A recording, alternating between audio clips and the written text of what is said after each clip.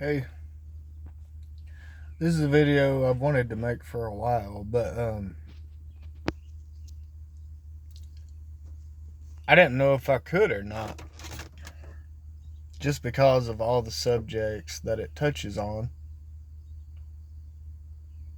And this has to do with relationships, whether it's a marriage, a girlfriend, boyfriend, your ones you were raised up with, cousins, everything. It's the difference between empaths and narcissists. A good example, like an analogy, would be like an empath. They always want peace. They want to get along. They want to believe that their family loves them and would never wish them harm and all of that. While the narcissist treats everyone in their life like they're there for their usury, like whatever they can get out of you, like they're good to you until opportunities arise, and then they're the first one to try to take it out from under you. If anything good happens to you, they'll be the jealous one that's like talking crap behind your back. They'll be the one who, if someone talks to them and says they're thinking about doing this, this, that, and this for you, they'll be the first one in their ear saying that you don't deserve it for whatever reason. They're not there for your good. They're there for whatever they can get out of you when the opportunity arises. Like, yeah, your family until an opportunity comes and then they cut your throat. And then they want to, all of a sudden, when you're calling them out on it, they want to hold that sign up that says, I'm cousin, I'm dad, I'm this, I'm that. Like, hide behind that. But I've come to learn that, like, blood means nothing. It means nothing. We're in the days of those of your household are your enemies, like it says in the Bible. And here's a good analogy of what it's like when you're dealing with these kinds of people. You will have a cup running over. It's only a cup, but it's running over. They will have a bucket. It'll look like they got all this love, but that bucket has holes in it. So you pour your cup of water into their bucket. When it comes time for them to pour into yours, it only looks like they're pouring a bucket full, but nothing comes out. So you sit there remaining with the empty cup. You're the one who's constantly, it could be so easy. Why has it got to be this hard? Like, I want all the right things. Why is this not working out the way it should? And it's because these kinds of people, they don't look at it the way you think. Like, you could do for them, and then 30 minutes later, they're going to turn around and say one of the most hurtful things. They'll strike a nerve on the most sensitive subject to you because they know it hurts you. And it's almost like, okay, they needed from you. They hate that they needed from you, but because you did for them, they look at it like now he thinks I owe him. So it's like they got to tear you down so that because you're empathic, they know exactly what you are. They know they can use you. They know that they can work your love against you to make you feel like you still owe them when you're not expecting payback. But they think this way. They will never see you for what you are. And you need to start taking, listen, I'm learning this. Like the people that I loved the most,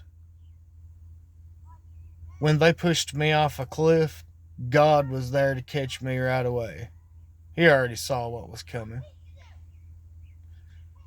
And what bothers me is there's a lot of people who've cut my throat in the past little while, and I didn't know if I could even talk about this stuff because it does still hurt me a lot.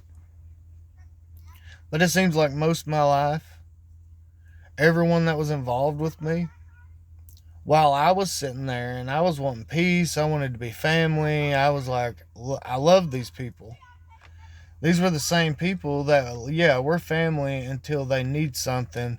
They're either going to steal it, they're going to do some kind of thing. And I'm coming, like, God's teaching me now and I'm learning things now, but I'm 40 years old now. I hate that I couldn't learn these things earlier and cut people out of my life who kept me tore down inside. Like, okay, I was with someone, and this person is very conniving, very cunning about details. This is a person that was doing a lot of things behind my back.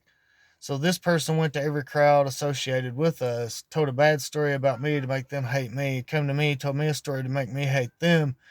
So nobody crossed paths and talked, and there would be no details coming out accidentally, right? So there was a time when, okay, so I got blown up a few years back, and I landed on my head, and it tore up a lot of things in my back and neck while doing plumbing work. So I got addicted real bad to pain meds. Not that I didn't already have drug problems before that. I'll go into that too, but um, during all this time, I got a hold of some fake pills that were actually fentanyl, and I ended up addicted to fentanyl.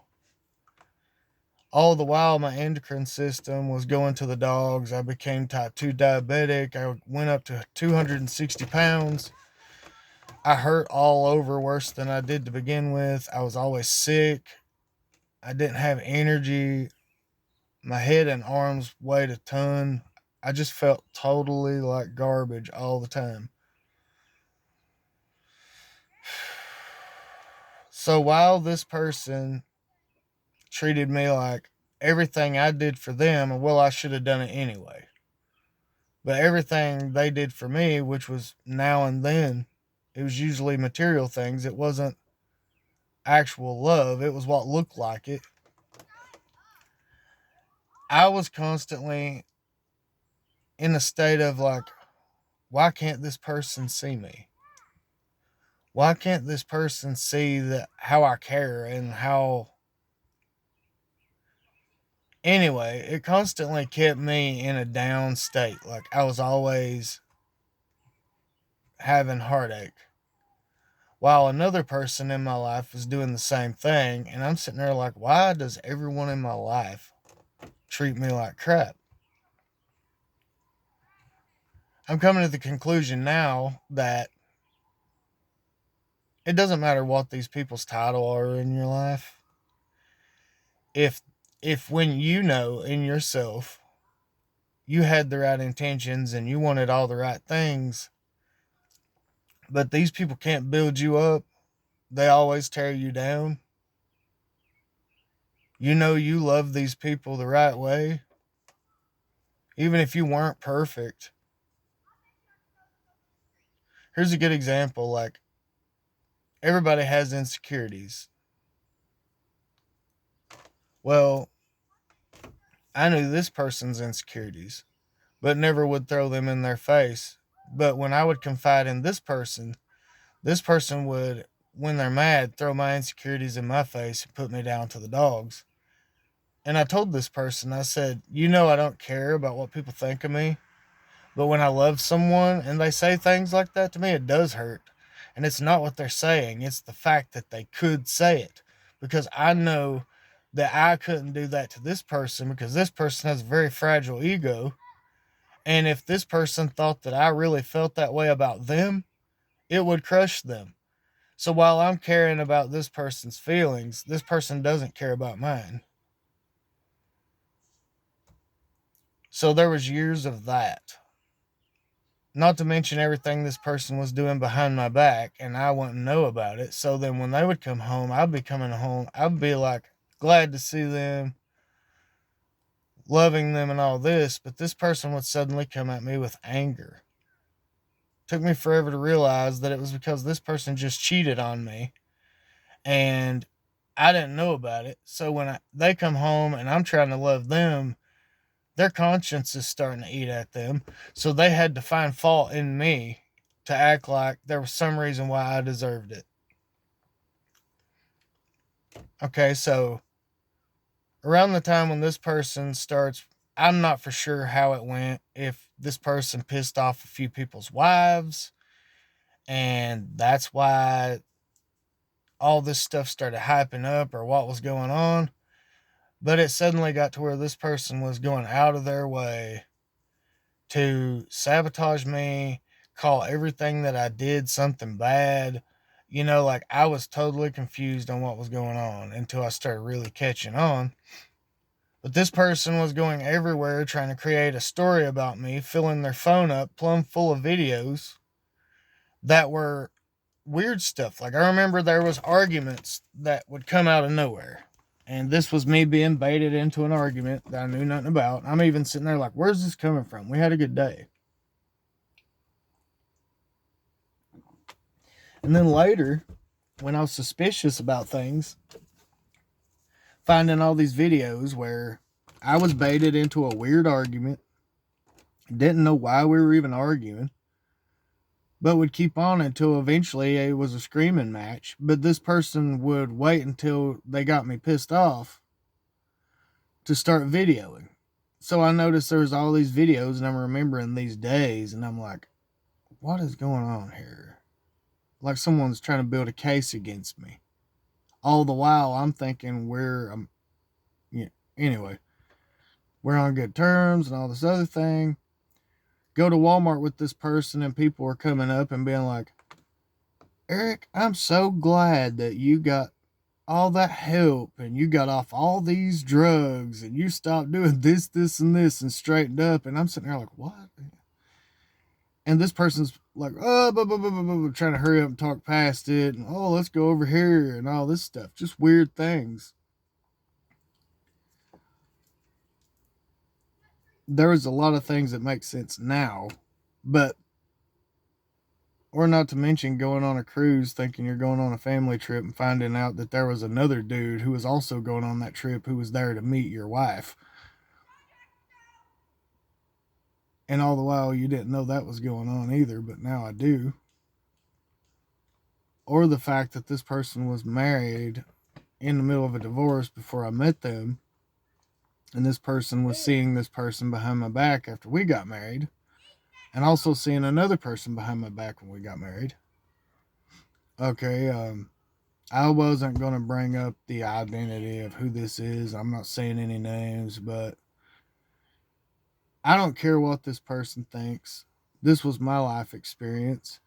And if they didn't want things to be brought out in the open, maybe they shouldn't have done the things they did, because this affected me harshly. Anyway, back to the health problems. While I'm going to the doctor and they think I have pancreatic cancer, and we just watched this person's relative die of pancreatic cancer, so I saw what that consisted of. I'm scared to death. The whole time, this person doesn't care about me. They're worried about what I can and can't do for them and making me feel like a dog the whole time. And it was us arguing back and forth until I couldn't fight anymore. And I was calmly like, can you not be a soft place for me? Like, can you not see what I'm going through right now? Like, I'm scared to death. Like, my health at that time got so bad that I didn't go to the doctors for a long time because I knew I had cancer or something. And I'm sitting there trying to decide, do I want it to just creep up and kill me? Or do I want to go to the doctor and actually find out what's going on and try to get help? All the while, all this marital crap is going on and tearing me apart. Like, my dad died. We had one of our children die. An in-law died who I was close to. And it was like every time the stages of grief would start to phase out, another one would pass that was close to me. And I was thrown back into the grief cycle, so a tornado wiped our house out. There were some of their relatives that died during this time. It was like there was constant, while all of this stuff's going on, like, it was hectic. It was hard to go through. Like, every bit of it was hard to go through. All the while, this person's conspiring against me behind my back, while I'm thinking we're a family. I'm sitting there like, why can't this just work out? Like, it didn't matter how much I tried. And listen, there's things you will never hear a narcissist say. You'll never hear them say sorry for what they did to you. they will say something like, I'm sorry you're hurt. They will even gaslight that part. They could punch you in the face and you'll say, why did you punch me in the face? And they'll talk you in circles for an hour about makeup on their face. Like, the subject is there, but the actual details are getting misconstrued and they're playing stupid the whole time until you're about drove crazy. The reactive abuse will keep you in a nut house. Like, all the while I'm dealing with all these things, I'm wanting this person to love me like people love people, not all this chaos. And all the while, you will never be on equal playing with this person because they always want to keep you. It's always them finding fault, them dangling it over your head, saying, look what you've done to me, now make up for it. That's the gimmick of it. You will never make up for it. You will always be beneath them somehow. That's what they want. They want control over you, your emotions, and everything. And while you're having the right emotions towards these people in your life, they bank on the fact that you do have empathy and they expect you to go by all those things, but they themselves don't. They know how you think, but you don't really know how they think. You assume they're like you, but they know they're not. So, this is a person that has to swallow their conscience all the time and try to convince themselves they're this thing which they know they are not. And the work that they got to put in to keep up that image makes them exhausted and all the time in an irritable mood because they're okay. While this person's trying to look like wholesome housewife, they know in the back of their mind they're not any of those things. They're just trying to keep up that image, the smoke and mirrors, the narcissistic chameleon way of doing things. And when you didn't fall in row, let's see, this is a malignant narcissist. Malignant narcissist, you don't matter. You're just there to make them look good. You're just there to be whatever Ken doll or Barbie doll in their life and fit a narrative that they want you to play in. Like right now, this one is trying to run to everyone they know that knows me and make up a narrative about me that's not true and try to come up with anything they can with the little posse they got. Like, it's just me. I don't have a whole posse. I'm not explaining myself to lies.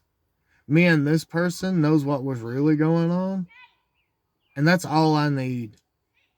This person knows they destroyed their life, and I don't have to have any guilt about any of it. I know that I came 100%, even if I wasn't perfect. My intentions were good the whole time. I never cheated. This person had me so, like, literally, contact was not there. Now I realize a lot of the times when this person was doing horrible things to me, it was because this other person that she was messing with was jealous of me. So she was trying to satisfy this person by making them think that they despise me. Oh, I don't really love him, blah, blah, blah.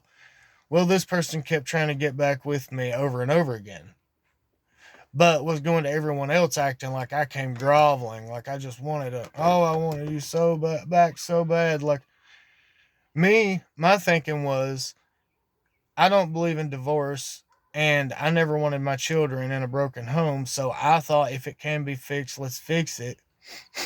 But wasn't totally sure about the cheating at the time, so I was trying. Well, this person would come and apologize behind closed doors, but wouldn't do it in a way to where anyone else knew that they were lying, right? So, like, if this person went to all these people and said all these things about me and acts like they don't want me and calls me everything they can and tries to paint me out to be whatever, if they still want me back, they're not going to refute all those lies, right? They're going to come to you behind closed doors and be like, I'm sorry. But you don't go around these people they talk to. So their lies continue to float. And to back up the fact that you're back with them, they have to tell more lies.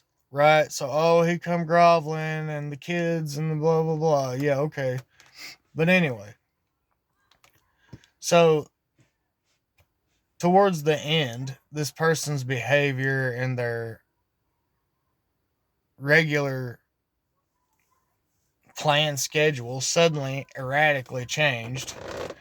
And then I started realizing that whoever this person was mingling with was really having a problem with her being around me so much.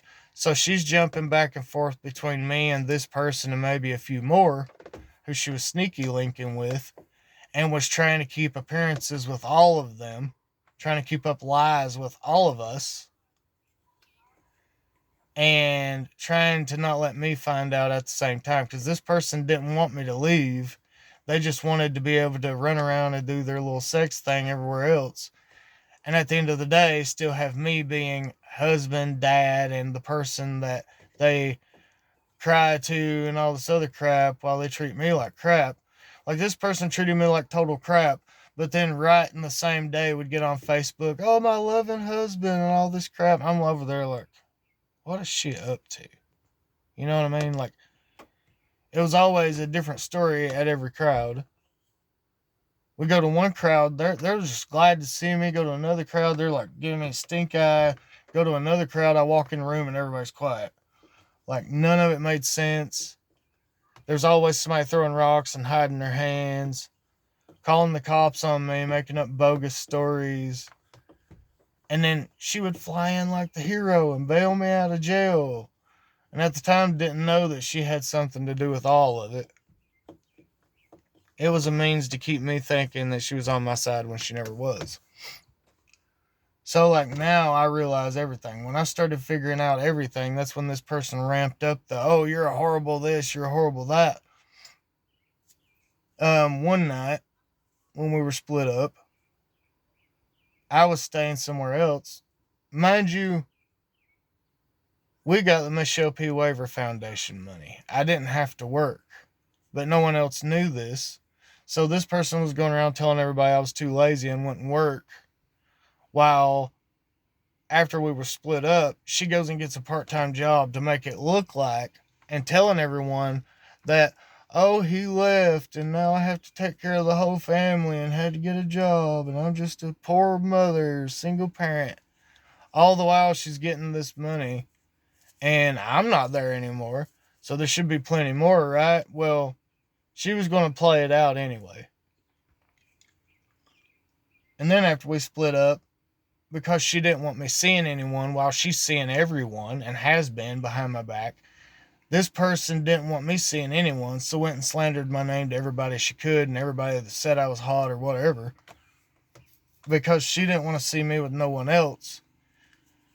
Well, she doesn't want to tell anybody about how I had to call the cops down there because she was getting so conniving about trying to trick the system to terrorize me that I had to have a cop come down there to watch me get my stuff and leave. And the night before, this person tried to bait me into an argument, and I said, it's not happening. I'm not doing this fight with you. This person goes straight to trying to insult me in every way about insecurities or whatever she could dig up at the time. So I started doing it back about things that I knew was insecure to her, that she was insecure about. Well, this person hauls off, spits in my face twice, throws a phone in my face, punches me in my face twice while I'm laying down. So then I just told her, don't talk to me. Sit over there, do not talk to me. So then the next day, the first thing this person does is tries to resolve the argument. I said, we don't have to talk. Like, we don't have to talk. First thing she says is, get out. Well, I call a cop down there. He was wanting to know why he's being called down there, and I told him all this stuff. He said if I wanted to, I could go get her for terroristic threatening and assault in the 4th degree. So I told him no, because if she went to jail, where's my kids going? But I know I wasn't staying there. So then she comes back later and tells me the cop said that she could get me for this, this, and this. But, like, I'm the one called him down there. So how's that? Anyway, So, because I didn't work and we were on the Michelle P. waiver, part of the money was mine. This person wouldn't give me my money because that meant I would have power to go and do whatever I wanted, and she was scared to death that I was going to be able to live and have a way to get by for a while until I straightened things out. And I had to uproot my whole life all in one day and just leave with just a truck and my clothing. And this person knew all of this and was hoping to starve me out. So I'd be forced to come back while she continued to be the cheater and this abuser and reactive abuse, triangulation, blame shifting, rewriting history, like the whole narcissistic 9 yards. And I would be forced to stay there. She wanted control, that kind of control. And I was realizing what kind of person I was really married to. And I was like, what the heck? You know what I mean? So now I don't want nowhere near this person. I can't even call my kids because everything I say on there gets twisted around into something. And then she starts recording because she's trying to get some kind of info on me, trying every way in the world to get some evidence because she's scared to death her details will come out because this person cares so much about her image that, oh no, they'll know I'm really a slut. Okay, but anyway, I'm very careful not to say names because of that very reason with the legal harassment. Like, I want nothing to do with this person. And I've had this person blocked since about December and on everything. And then by March, I'm getting an EPO hearing. And I'm totally confused because so all I can figure is she's got some new guy and she's playing the same head games with him that she was with me, that she was with her ex-husband. You know, like telling them one thing, telling me another, wanting everybody to hate one another while she plays this certain image in the middle. And it all looks the same. This whole scenario looks the same as that did back then. And while she was divorced with this other person and there was still the little things in the background going on back and forth, tying up loose ends with that last marriage, this person would laugh about how hard of a time that last person was having. And I guess she expected me to be this guy's enemy, but instead I'm like, why is that funny to you? Like, I didn't feel that way for this person at all. I was looking at it like, okay, they were in a marriage and it didn't work out. You know, you can't be with somebody for a long time and not still have some kind of lingering, sad it couldn't work out kind of thing.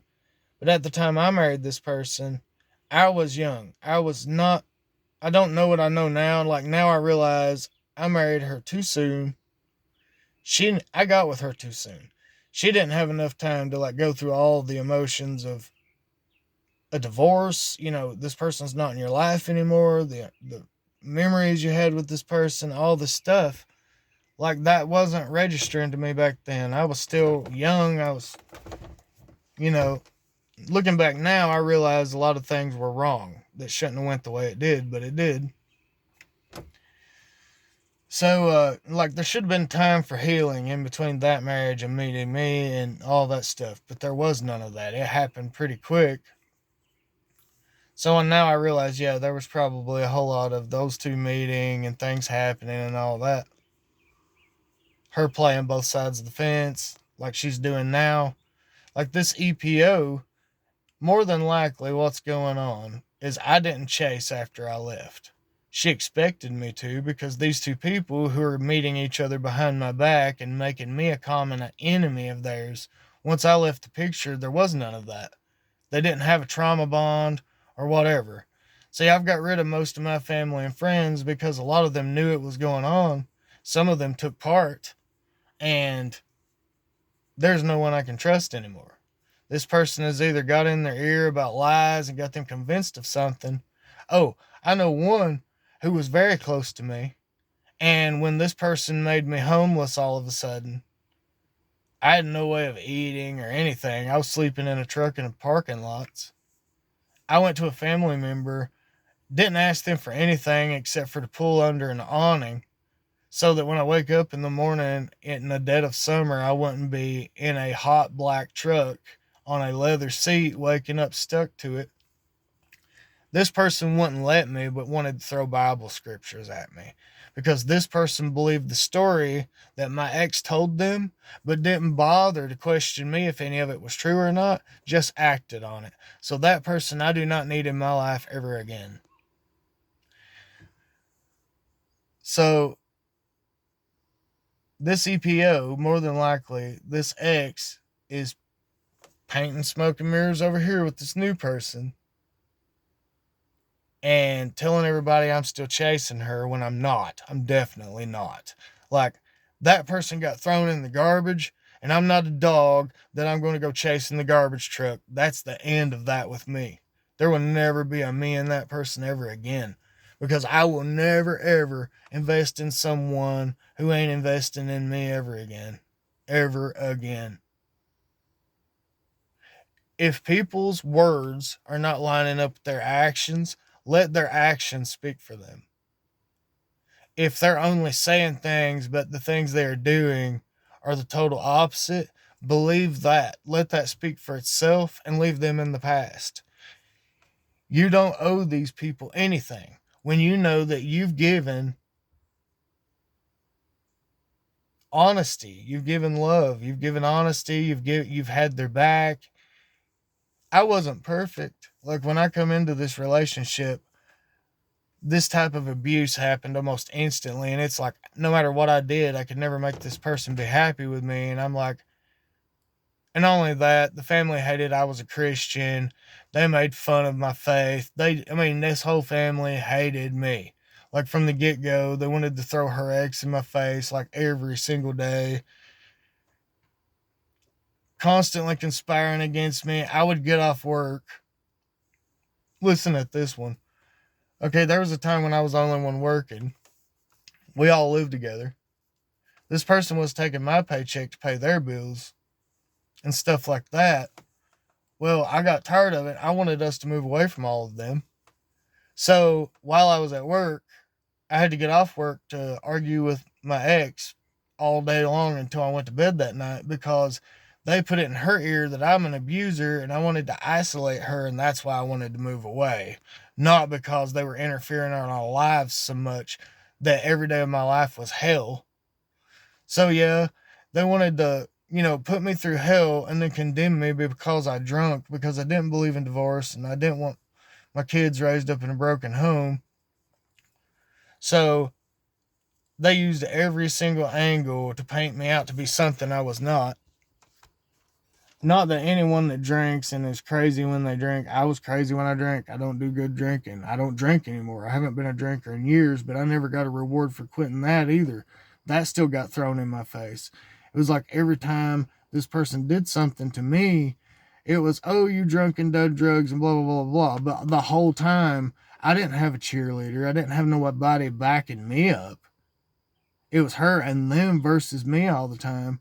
And I was fighting a losing battle the entire time.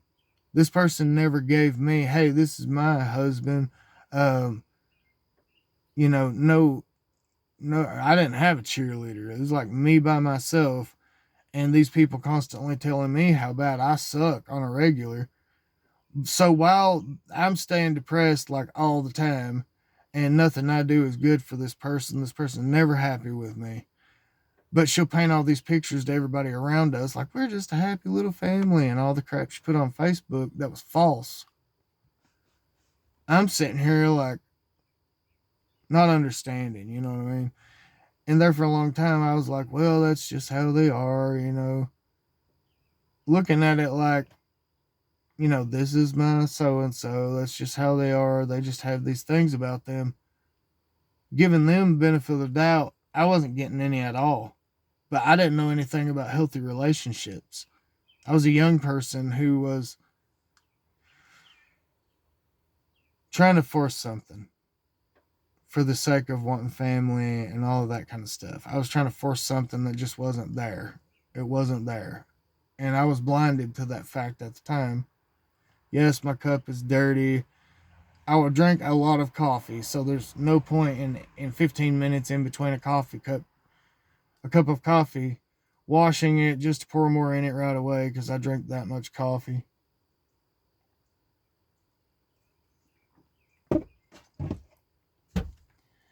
But all this time, I'm pouring into someone's cup who's only pretending to pour into mine. So like, there was never a time where I did something good and I got a good job or anything like that. It was a constant like, well, that's what you should have done anyway. But if this person did one good thing, that would be held over my head for 10 straight years. And this person never let go of anything that they had a fault against me about. Every time this person did something to me and I tried to confront them, there was never any accountability. It was, let's throw everything you did from the beginning to the end. So this person who put me through pure hell, her and her whole family, for the majority of the marriage, I have a whole crew against me. None of them treated me like I was anything good in their sight. It was a constant battle. These people wanted control in our marriage. This person who was supposed to be my wife would make plans with me, and all these people had to do was say one thing to change something about it. And I was constantly having to battle between my wife and her parents and family to stay the hell out of our marriage and stop interfering with our plans that she let them have hands in. So, like, everything to do with us was a free-for-all for everyone else. To put it in short words, anything that should have been mine as someone marrying someone and being their husband, giving them the rest of your life, nothing in your life mattered. But everything that person did mattered. Oh, I gave up my body to have your kids. Oh, I gave up the rest of my life, blah, blah, blah. Yeah, what about mine? When I met you, you had marital luggage I had to deal with. You had a whole family I had to fight with all the time. When I came, I was just a single person. My family never interfered. There was no dealing with any of those things. I had a clean slate. This person had mental issues from a marriage she just came out of and didn't deal with the process afterwards, but brought it into our marriage. On top of that, the whole family hated that I was a Christian and they were all atheists. And because she was considering Christianity, they hated me even more for that. So there's all of those things. So, like, the entire 17 years was a battle, a straight battle. And it was like I'm standing in the middle and there's a circle of snakes all the way around me and they're all striking me over and over again.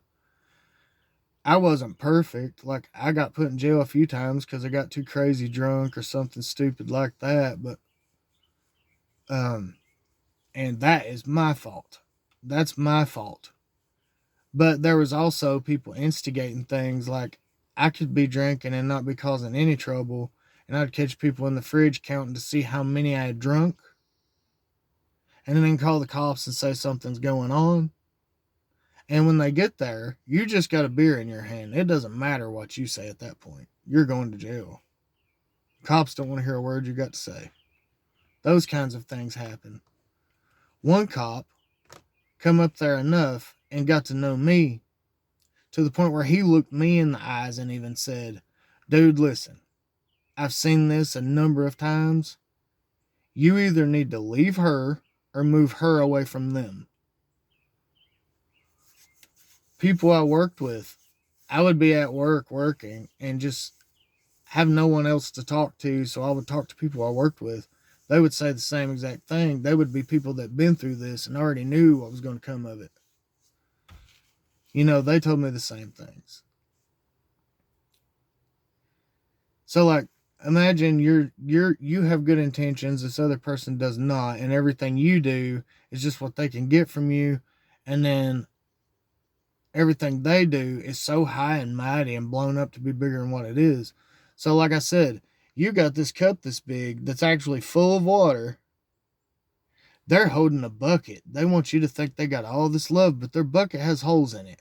You pour into that bucket, and all the water goes out the holes, and then they pretend to pour back, but nothing comes out. But you're the fool. You think you've got something that you just don't have. Okay.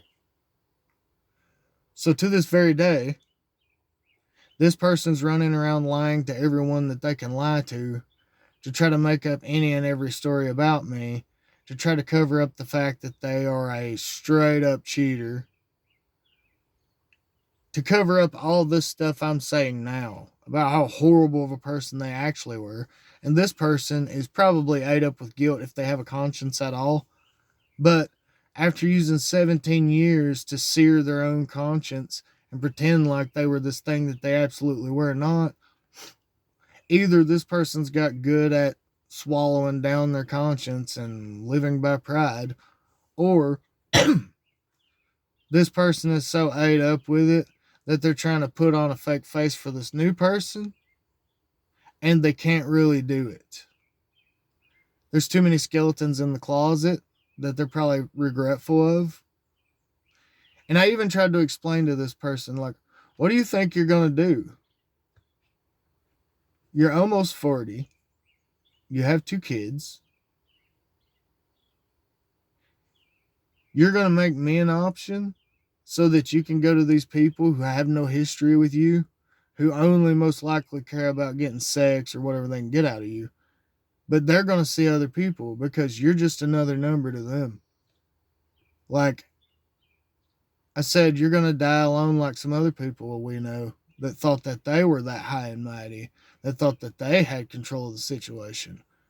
But now this person's seeing a bunch of people that they didn't have kids with, who they don't have history with, who they didn't lose these family members with and go through a tornado losing everything and building back up and all this stuff with.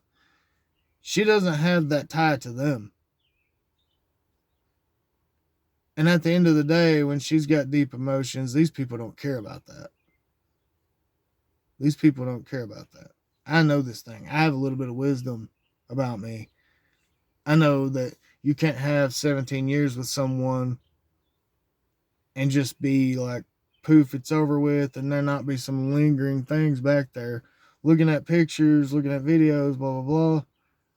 Here's the thing, though. That person will never be in my life ever again. Ever. It wasn't I didn't even get closure on this. I'm not even fully aware of everything this person did behind my back. There's people that know.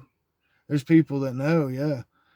But the whole reason I made this video is since I've been by myself, since, like I said, when this person pushed me off a cliff and tried to discard me, narcissistic discard, if you look up the 10 things a narcissistic wife does to her husband, you'll see the whole 9 yards right there.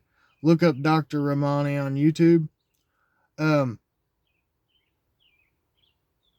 It's the whole 9 yards right there. Like, this person will never ever be in my life again. And the reason I made this video is, if there are people in your life who do these kinds of things to you, you don't owe them anything. You don't owe them an explanation. They want you to believe they've done so much for you. No, let me go more into it. See, this person made me homeless. Knew I had no income because we were on the Michelle P. Waiver thing for so long. So I didn't have a job for so many years that if we split up, I had my own income to fall back on. But she told all these stories like I was just a lazy bum who didn't do nothing, blah, blah, blah. No, we got free money. I was going to enjoy it too. You know what I mean? So this person used every scenario to generate some kind of image of me to everybody around them, and even squirt out fake tears and tell these stories while people around them knew better but didn't bother speak up because they're just as lousy. So here we go. This person's trying to cover up a whole lot of tracks and go into every crowd trying to lie on me and do all this stuff. Okay, things were going bad for a long time, right? I was having nerve problems about confronting this person and having the conversation that I knew wasn't going to go right because this person never took accountability, and every argument was the whole gaslighting, circle talk, bullcrap, and I knew that's what it would be. So when I set this person down 3 different times and tried to have this conversation, this person did the same 9 yards. So like I sat her down calmly. I said, "Listen, don't fight. Don't do this. Don't do that. Don't play your same song and dance. This is a marriage killer. And if I said, we're having this talk or I'm leaving."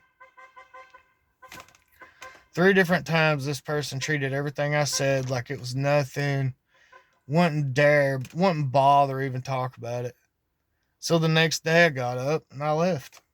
Well, this person, see, leading up to this conversation, I was losing a lot of weight because of the nerves of the whole thing. Like I knew it was going to end in me leaving. I didn't want to leave my kids. I was just fed up. I couldn't handle anymore the way I was feeling all the time. The way this person made me feel on a regular was like borderline suicidal because I was backed against the wall. I was so down inside for so long. I can't even explain to you. Anyway, I just didn't want it anymore. I wanted to believe that it could be saved, but this person got used to having their way for so long, they weren't going to let go of nothing. It was just going to stay the way it was. I knew this. So when this person started doing that, yeah, I had my mind made up that I was done. So, leading up to that, I lost a lot of weight. I couldn't eat, I couldn't sleep. Well, this person used that and went and told everybody I ran off with a meth whore and I got wide open on dope and all this other stuff. And after that, I stayed in a homeless shelter for a while. There was a time there when I lost hope and I did go to a place and I just didn't care.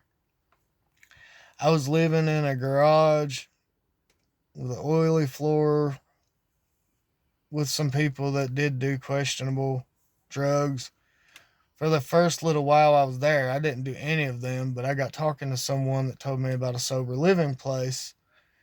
So I'm in survival mode. I did just enough of the drugs just to go to this place and have a place to live because I didn't have insurance on my truck. And this homeless shelter, because I didn't have insurance, they wanted to take my tags and info on my vehicle and turn it into the police station so that if I left, the cops would be looking for me. I'm like, that's the last thing I need because this person was also trying to find out every place I was, stalking me and everything else, and like having people watch me and tell them everything about me and everything else. Like, I couldn't go anywhere without seeing this person's car pass by. Like, it got that bad. I went away for 4 days just to be by myself and be totally out by myself. And I was homeless at that time. And I was praying and fasting and turned my phone off and everything. This person had a missing persons report out on me. When the 4 days was up, I opened my phone up to look at my face all over Facebook of this person telling everybody I was mentally ill. I do have some mental disorders, but none that are like that. Like, and telling everybody I'm mentally ill and acting like I'm running off to kill myself somewhere and all this other crap, man. You know what I mean? Anything I did, she twisted it into a way to make some kind of a narrative out of it. Because she knew her dirt was about to come out in the open. Okay, picture this. I left, and this person's telling all these stories, so me leaving crashed a lot of those lies to the ground. Everybody's got questions. So she's got a lot to answer for, so she goes and piles it up with more lies. So every move I made, she's watching like a hawk. She's like, okay, I'll say this, this, this. I had no clue who I was married to. All right. So there's a lot of other things this person did that I don't have proof of that are like, would probably put them in prison for life. But them and a few other people that they know. But I didn't know who I was with. I can't even reminisce on memories because I don't know what's real and what's fake. There was so much fake. This is a narcissistic relationship for you. Like, I was going through narcissistic abuse, like reactive abuse. Like, a whole lot of the disorders that I was diagnosed with, I was diagnosed during this time. So, like, autism, ADHD, bipolar type 2, yes. But a lot of the other stuff was stuff from that. And for the most part, I do okay on the disorders I do have, but I was in such a hectic situation. A lot of this stuff was like erratic and amplified. Like, there was never peace. There was always chaos. There was always some kind of what's going on behind my back kind of thing going on. And this, she was going to everybody. She tried to isolate me from everybody so that her stories would add up and I'd never be there to defend myself. I started noticing like family gatherings and stuff like that. When I'd go there, it was just a weird vibe in the air. I knew that there was some talking going on about me, so I just stopped going. That was orchestrated. Okay, everything this person did was orchestrated. Had too much to cover up, too much to hide. I'm coming at everything honest. Like I know it was. Why would I make this video? I have nothing to prove. This video is mostly about relationships, like, and family members also. Like, well, let me go on into this. So, like, during all this time, I'm homeless, living in a truck, didn't have any way of eating or anything, and I'm getting skinnier and skinnier. My hair to this day is like in rough shape because of the malnourishment during that time of my life. And like, there was a time where I didn't put Facebook pictures on because I looked rough. And, like, if you only knew how bad it really got. And that's what these people wanted for me, so that they could keep up some little stories they made up on me. And I guess they would really love it if I'd shut up. Like, they think threatening me with an EPO is going to keep me from talking and all this crap, but I'm not like them. I could care less what people think of me. And what are they going to do to me in court? This is a person who was, for the longest time, trying to call everything abuse. And I'm like, why is this happening? I couldn't even tell my kids to do something or not do something because of the fact that she was throwing it around like it was an abuse, trying to convince them of things, manipulating our kids even. Manipulated my kids against me. Um, that whole thing right there, that was the bottom line for me. I wanted daughters ever since I was 12 years old, and that was an experience for me that I loved more than anything else in my life. And that person used that against me in the most harmful way. And part of this video is about how God is dealing with me on forgiveness. And this one situation shined a light on a lot of other situations in my life about family members who I thought I was so close to. But now I see where I really stand with them, because these people knew me most of my life. They knew her just as long as I let them know her. But she goes and just says a lie to them. And instead of them questioning me at all, they took it and ran with it. So I don't need these people in my life. These people who were family members, there was one family member that was helping me during that time who never gave me one ill intent. And this person didn't have much to give in the first place. But this person opened their doors to me, didn't judge me, was good to me. And if it weren't for, maybe this person doesn't want to be called out publicly, I would give their name and appreciation to this person. But I had a rough, good amount of years and couldn't talk to anyone. I kept it to myself. I stayed in prayer, and God was all I had. But God was using this whole situation to teach me a lot about the connections that I had and who they really were.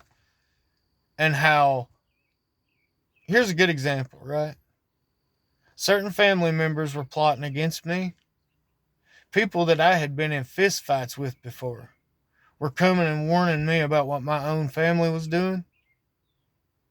And these are people who, even though they didn't like me and we had disputes in the past, these people knew I was an honest person. These people even came to me wanting advice about things and all that because they knew they could get an honest answer out of me. And them coming to me with this information made us become closer friends than what was supposed to be my good friends. But these good friends were the very ones trying to screw my ex-wife behind my back. They think I don't know, but I do. I could care less. I realized what I had, and listen, let me say something else. Like, if someone's in competition with you, and you don't know you're in a competition with them, you've already won the competition. Like, they looked at you like some high and mighty thing and took it upon themselves to compete with you. You get what I'm saying? Like, and if you can take my wife, did you really win a prize, bro? If she can be taken? You get what I'm saying? Like, wisdom will tell you that. And all you did was become regular in her life, just like I was regular in her life. And she'll do the same things to you she did to me if she doesn't try to prove me wrong, because I just now said this, because this is a person that has a lot to prove. A lot. And all her filth is coming out. I don't have to do anything. God's got this. God knows the truth. God will shed light on all these things. The things I'm saying in this video are just a fraction of it. But this person, because she got the money in her name and wouldn't give me my money, would only give me little bits here and there. Mind you, I'm living in a 03 Chevy Avalanche that eats a lot of gas, and $50 is nothing. Like, if you're trying to keep moving and sleeping wherever you can and trying to eat at the same time, and certain parking lots just won't let you sleep in them. They'll come out there and run you off, and if you're out of gas, you're having to tell them, like, dude, I ain't got gas. So, like, the only thing you got left's the truck, and you're trying to make sure it don't get towed off, trying to make sure you don't get caught without insurance, all this stuff, right? It's a different way of life. Like, and family members wouldn't even let me stay in their driveway. So, like, all those blood relatives are not my relatives anymore.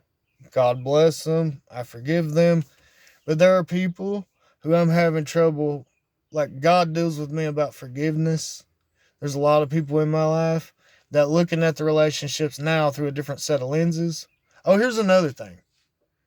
This person was scared that I would catch her eventually and might go somewhere and have another family. So acted like she couldn't get her tubes tied because of some procedure she was scared of. So I got a vasectomy. Well, that was for a reason too. This person also said, oh, we should get our wedding rings tattooed on. Soon as mine got put on, this person backed out. So now she could take hers on and off. Like, here's my evidence. Okay. I have a feeling the reason our kids got took out of school is because too many husbands' wives are catching on to what's been going on. And kids' parents are talking. And kids are too. And people are going to their school and bringing things up. Or maybe that's the fear that's coming across this person. But God's dealing with me about forgiveness. Like, these people have done the worst of the worst things to me and are still doing it. Are still doing it. Still trying to gather whatever crap they can come up with, put my name to the dogs, and I could care less. If any of those people they're talking to, I mean, their opinions, like, anybody that knows me knows I don't care about that. Like, if you got something bad to say about me, or you want to say, oh, he done this, he done that, you ask me, I'm like, yeah, I done that. No, I didn't do that. You know what I mean? I'll tell you the straight up truth. I don't care about your opinion. I just don't. I don't. A lot of people won't get on here and tell you how exactly homeless this person made me, but like, this person was a control freak, and this was this person trying to starve me out into coming back. So it would keep up more of these narratives, right? So every time this person wanted me back, and all these people that she told these lies to, oh, I don't want him back, he's just a this, he's just a that, he's this, he's that. But she would come wanting me back, but would apologize behind closed doors. So there come a point where I knew this, and I wouldn't have took her back anyway. But I said, I wouldn't dare do it unless you got on Facebook Live and castrated yourself to where everybody could see you undoing every single lie you told. And I still wouldn't have took her back because I knew what she was up to. Everywhere we went, oh, a neighbor's mail come to our house. And I was like, oh, so-and-so's mail come in our mailbox. I went to go take it next door. Oh, no, don't do that. I'm like, why? It's because she knew that person's seen some things too. Vehicles pulling up while I was gone and such.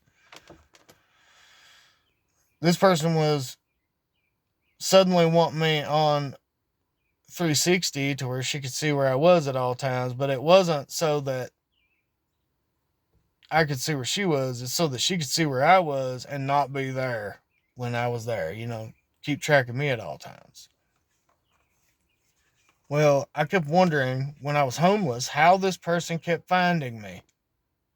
Because I kept seeing them show up just driving by everywhere I was. And I started searching apps and stuff and realized I was on Snapchat and my location was shared. And so I turned that off. That stopped. When I was in the sober living place, kept seeing the car go by. All the while, this person's trying to talk to everybody like, I don't want him back, he's this, he's that, blah, blah, blah. This person was also trying to get me to come back home during this time and telling all these people that I didn't speak to, oh, he come begging.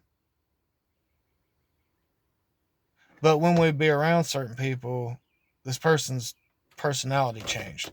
Anyway, God's been dealing with me. I know, like, I've been feeling like a failure because I'm having trouble forgiving people. I'm praying and asking God, like, and I know somebody's probably in this same situation where you don't know, like, you're asking God, like, God, how do I forgive someone? And see, here's the thing. I don't even know everything this person has said and done behind my back yet. Like, if I said, I forgive you right now, I don't even know how much I'm forgiven that I do know about and how much there still is that I don't know about. So, like, how do you even do that? This person wouldn't dare give me closure. This person won't answer for nothing they've done. And I kept trying, and I finally was like, you know what? I don't need closure. Have a nice life.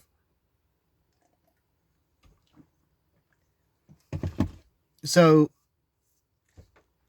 here I am. I'm praying to God, and I'm like, this is the box I've been stuck in. Is like, I'm not stuck in a box, but like, praying to God and being like, I know you want me to forgive so that I can be forgiven.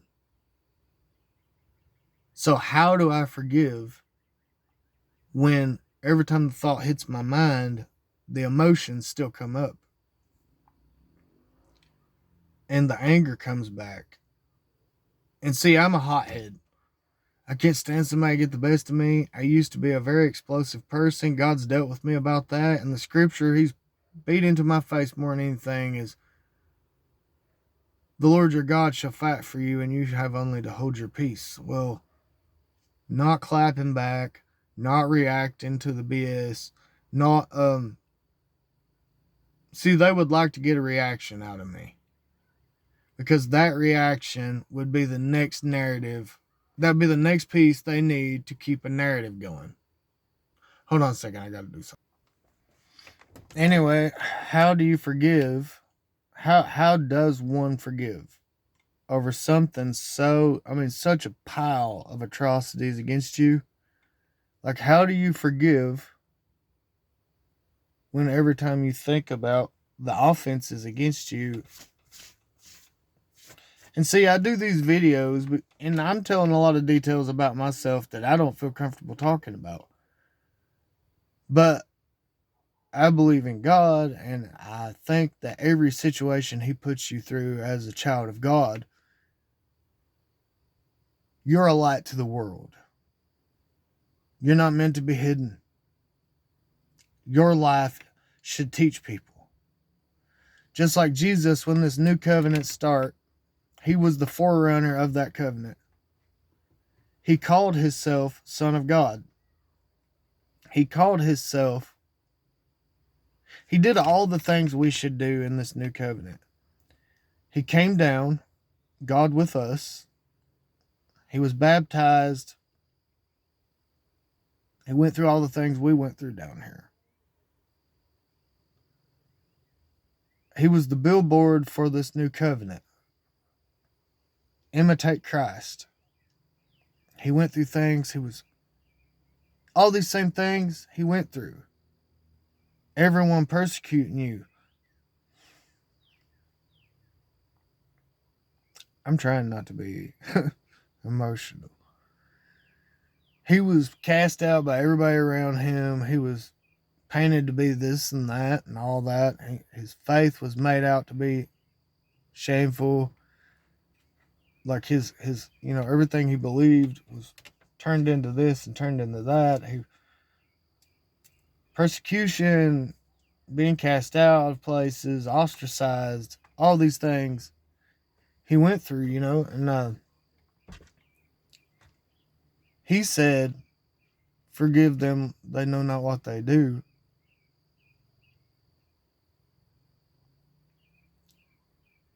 And I'm sitting there praying like, Lord, I'm not as strong as you. And see, I've always been a hothead, and I hated people to get the best of me, and like I had angry thoughts of retaliation and all this stuff. But I know that if I act, I'm using my free will to say, my way's better, God. But if you act and you end up in jail or whatever comes from it, that's what you also signed up for. I know this. So to not retaliate is me leaving it in God's hands. And He's dealing with me about forgiveness. And I'm praying to Him, and I'm like, how do I do this? Like, that's one issue I'm dealing with in this time of my life. It's kind of the reason I got making this video. I was off to myself, and I was thinking about a lot of things. And He's healing me. He's like, in this time of my life, He's dealing with me one after another. Everything, childhood wounds, relationship wounds. And now He's giving me the eyes to see things the way it actually was, not what I thought it was. Like the marriage I thought was one way and couldn't find out it was another. Different relationships in my blood relatives. You know what I mean? Like, it doesn't matter if they're blood or not. Here's the point of this video. People in your life, whether they're mom, dad, sister, brother, whatever, your wife, whatever, if they're saying one thing and doing another, and it constantly leaves you hurt, it's constantly, they want you to constantly do for them. But when it comes you needing from them, they'll grudgingly do that one thing and never do nothing again for 10 years, but that'll be the thing they throw in your face constantly to get you to keep pouring into them. Okay, if people's words and actions do not line up in your life and it's leaving you constantly with heartbreak, you need those people out of your life. And forgive them, but if they want to do actions that make them look like enemies, put them over there in the enemy box. Don't fight with them. Because here's the truth of it. They've already put a value on you, and it's not the value you wish they would put on you. No matter what you do for them, you're always going to be low value in their eyes. Don't try to be anything else. It will never go anywhere. It becomes you being a slave to their love. And they know this about you. They know you want that from them. Okay, here's a good example. I did something for someone not long back. And this was me doing it because I knew if I didn't, there was no one else to do it. And the problem would still fall on my back later because I had the knowledge and the know-how, So I went and done it. Well, this person went to another person. Instead of being glad that's not a problem they got to deal with, went to that person and tried to use it in their face like, look what he done for me. Knowing that this person would get jealous and hate me over it. I noted it and didn't say a word about it, but I know where that person stands in my life now. I'm not going to entertain toxicity any longer. I don't care how close related we are. You're not going to... And see, these people work on a circle. It's like they'll come around to this point, and when you're sad, they want to talk you up.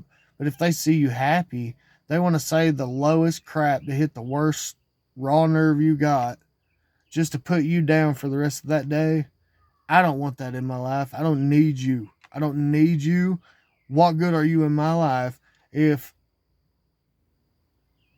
when you see me down, you got a smile on your face, and if I'm up, you're sad until you put a frown on my face? Like, I don't want that in my life. I'm putting connections in my life from now on that are people that build me up, because I'm the kind of person, if somebody over there wins the lottery, I'm like, good for them.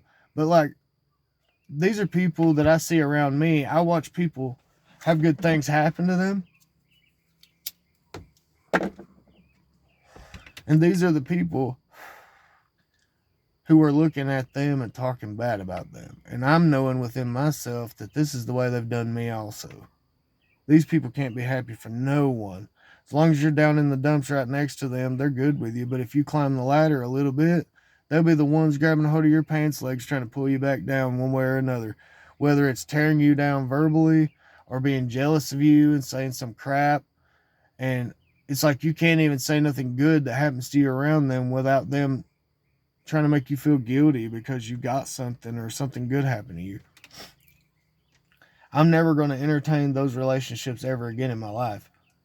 These were people who all I ever wanted, like, listen, there's one person in my life who my mental health got better when I was away from them for a long period of time. And every time I thought I wanted them back in my life again, went around them more, little by little, I kept heartbreak.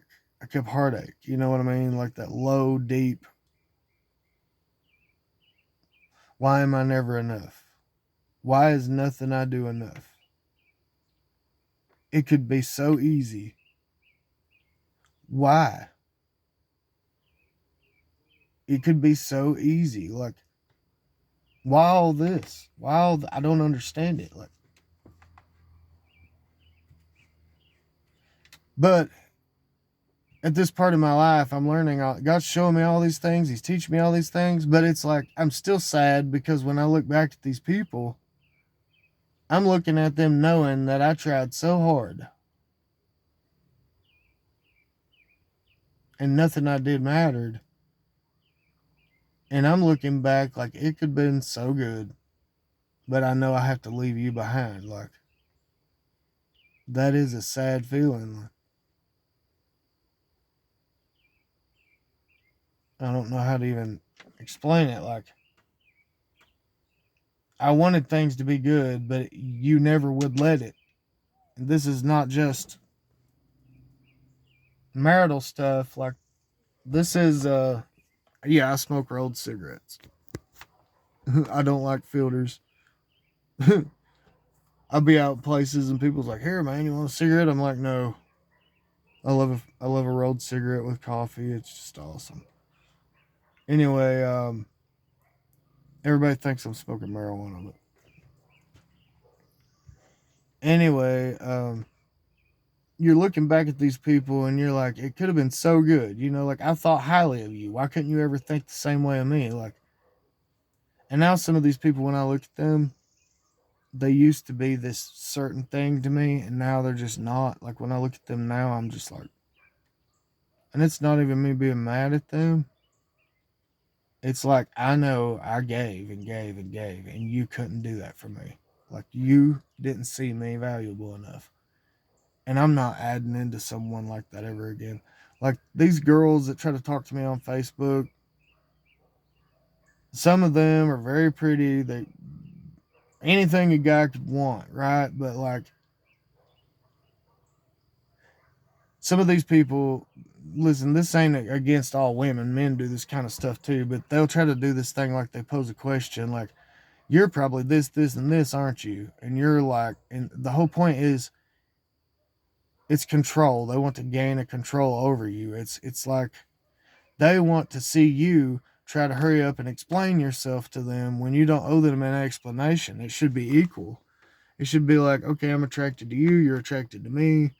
Let's get to know each other. But they come straight off trying to assert control by trying to see if you will try to prove yourself to them when you don't owe them that. So then that's like block immediately. Or like, if there's some people, they just want you to be, they have this popularity contest thing going on Facebook where they want to have a million bajillion friends or something, and like, they could care less if they ever speak to you on Facebook. They just want likes and hearts on all their pictures, the same 5 pictures they take every single day. Tell me I'm pretty, validate me, garbage. And that's another one of those, you're pouring into them, but they're not pouring into you. Um,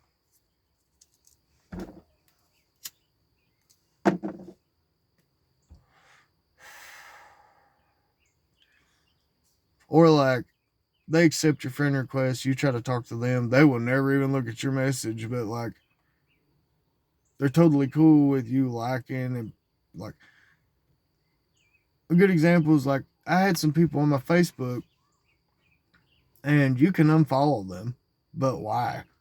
You know, like, if, okay, so here's a good example. Like, I have friends I actually do talk to on there, right? Their posts I actually care about. But there will be people on there, they just sit in your friends list. They don't bother to ever talk to you. You can ask them how their day was, and they'll say it was great and then go about their business. They don't bother to ask how yours was. They never try to talk to you. So then finally you unfriend them and unfollow them. And then they pop back up with wanting to cuss you out and everything else because you unfollowed and unfriended them. Like, well, what's the problem here? You couldn't be bothered to like accept a friend request. You couldn't be bothered to, and I'm not on that no more. I'm not on that. Just benefit of the doubt does not, don't give people that. Listen, if people are horrible people and all their actions show you they're horrible people, these people will never build you up. They want you to build them up, but they have nothing for you. Stop giving people the benefit of the doubt, like saying, oh, that's just the way they are and blah, blah, blah. Yeah, that is the way they are. They're garbage. Let them be garbage. You'll always be pouring into these people's cups, and they expect you to. They don't ever expect you to do anything, or they don't ever expect to do anything for you. If you do things for them, well, you should have anyway. If you don't, they'll sure let you know about it because it's me, me, me. Like, no, I'm a selfless person. I'm going to be involved with selfless people. I'm not giving anyone who's a garbage individual the benefit of the doubt and thinking, well, that's just the way they are. Just get over it. No, these people are grown. They're grown. They're held accountable for their actions just like you are because they expect you to be held accountable whenever they disapprove. So why are you going to let them buy with that? And this ain't about you fighting with them. This is about you being fair to yourself. Stop giving yourself away for people who are not worth it. Like, these people are totally fine with you sitting over there doing without. But when it's them, oh, poor me, will you help me? Oh, you won't help me? You must be a horrible person. Well, anyway. So, like, in this part of my life, I'm finding out, like, now that I look at everything this way, I'm finding out that there's very few people out there who are like empathic people they care about others, you know what I mean? They care about the well being of others.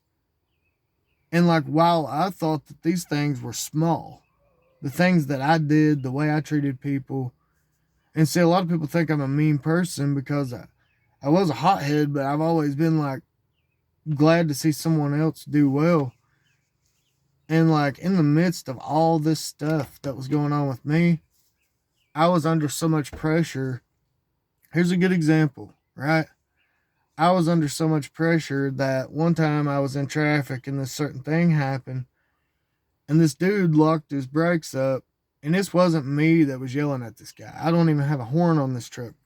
I was directly behind him. He was using this phone texting. He was like just holding on the brakes coming down a hill, and it was like a quarter mile, and the light was green before we come over the hill.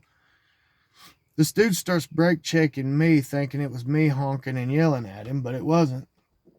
So then I have a seatbelt on, I got a charger cord and headphones on, and I've got a CD player, but I like listening to like certain things in my ear and blah, blah, blah.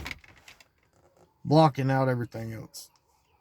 It's a autism thing, I guess. But like, here I was doing that, and I see this dude's tail. He locks it up all of a sudden. I had to like totally slam my brakes.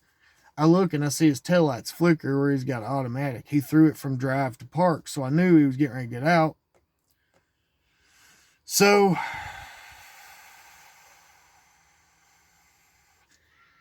this guy gets out. He's on his way to my driver's side door, gonna swing on me.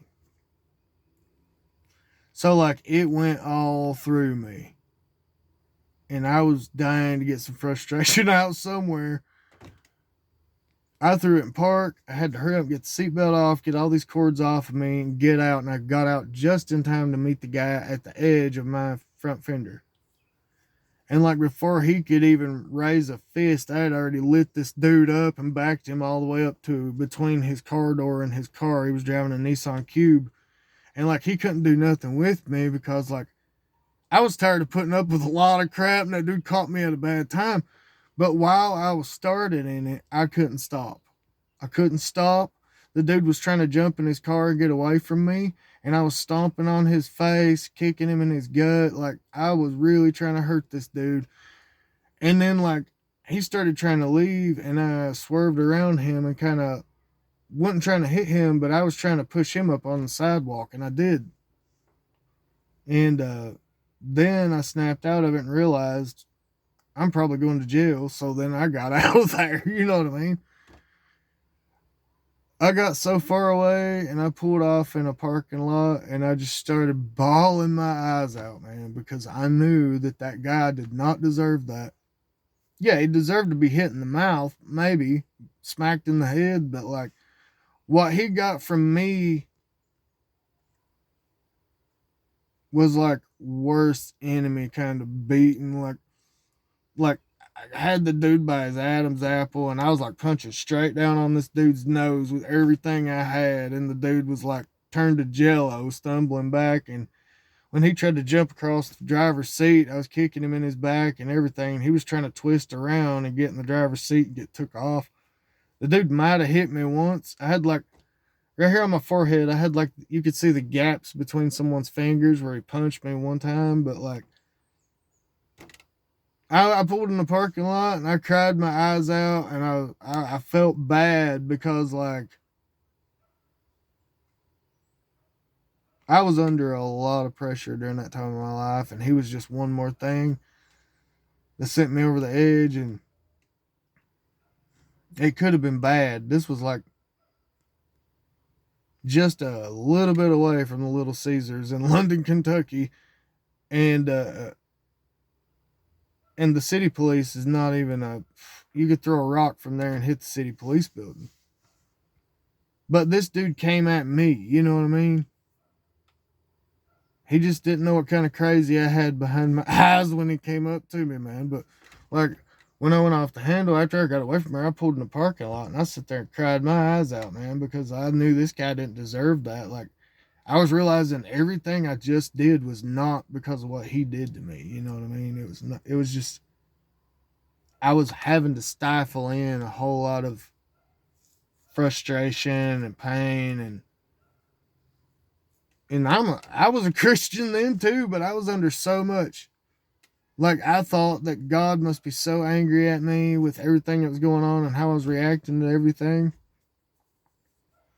that I was just feeling like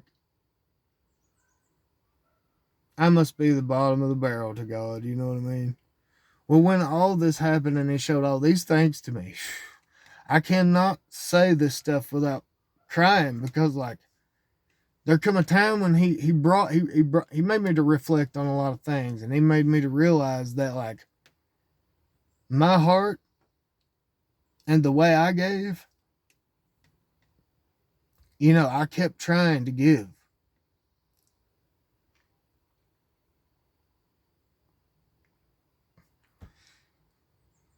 He's like after it was all over and he was showing me all these things, he was showing me how you know, I was trying to do the right thing the whole time. And I thought to myself during all of this, like, I wanted all the right things. Like, why am I having so much trouble, you know? And he's showing me, like, the way my heart was towards this whole situation and towards all these people in my life who were, like, allowing me to do, and never giving back to me, never, no appreciation. Not that I asked for it, but, like, the actions these people did towards me afterwards hurt my feelings. Like I did these things because I care about them. These are people I prayed for. You know, I wanted their well being. But right after I would do all this stuff, because like I love you, I'm doing this for you because I love you, and you know, I don't want you to be in this situation, so I'm gonna do this, this, and this to get you out of it. These are the same people trying to destroy me behind the scenes.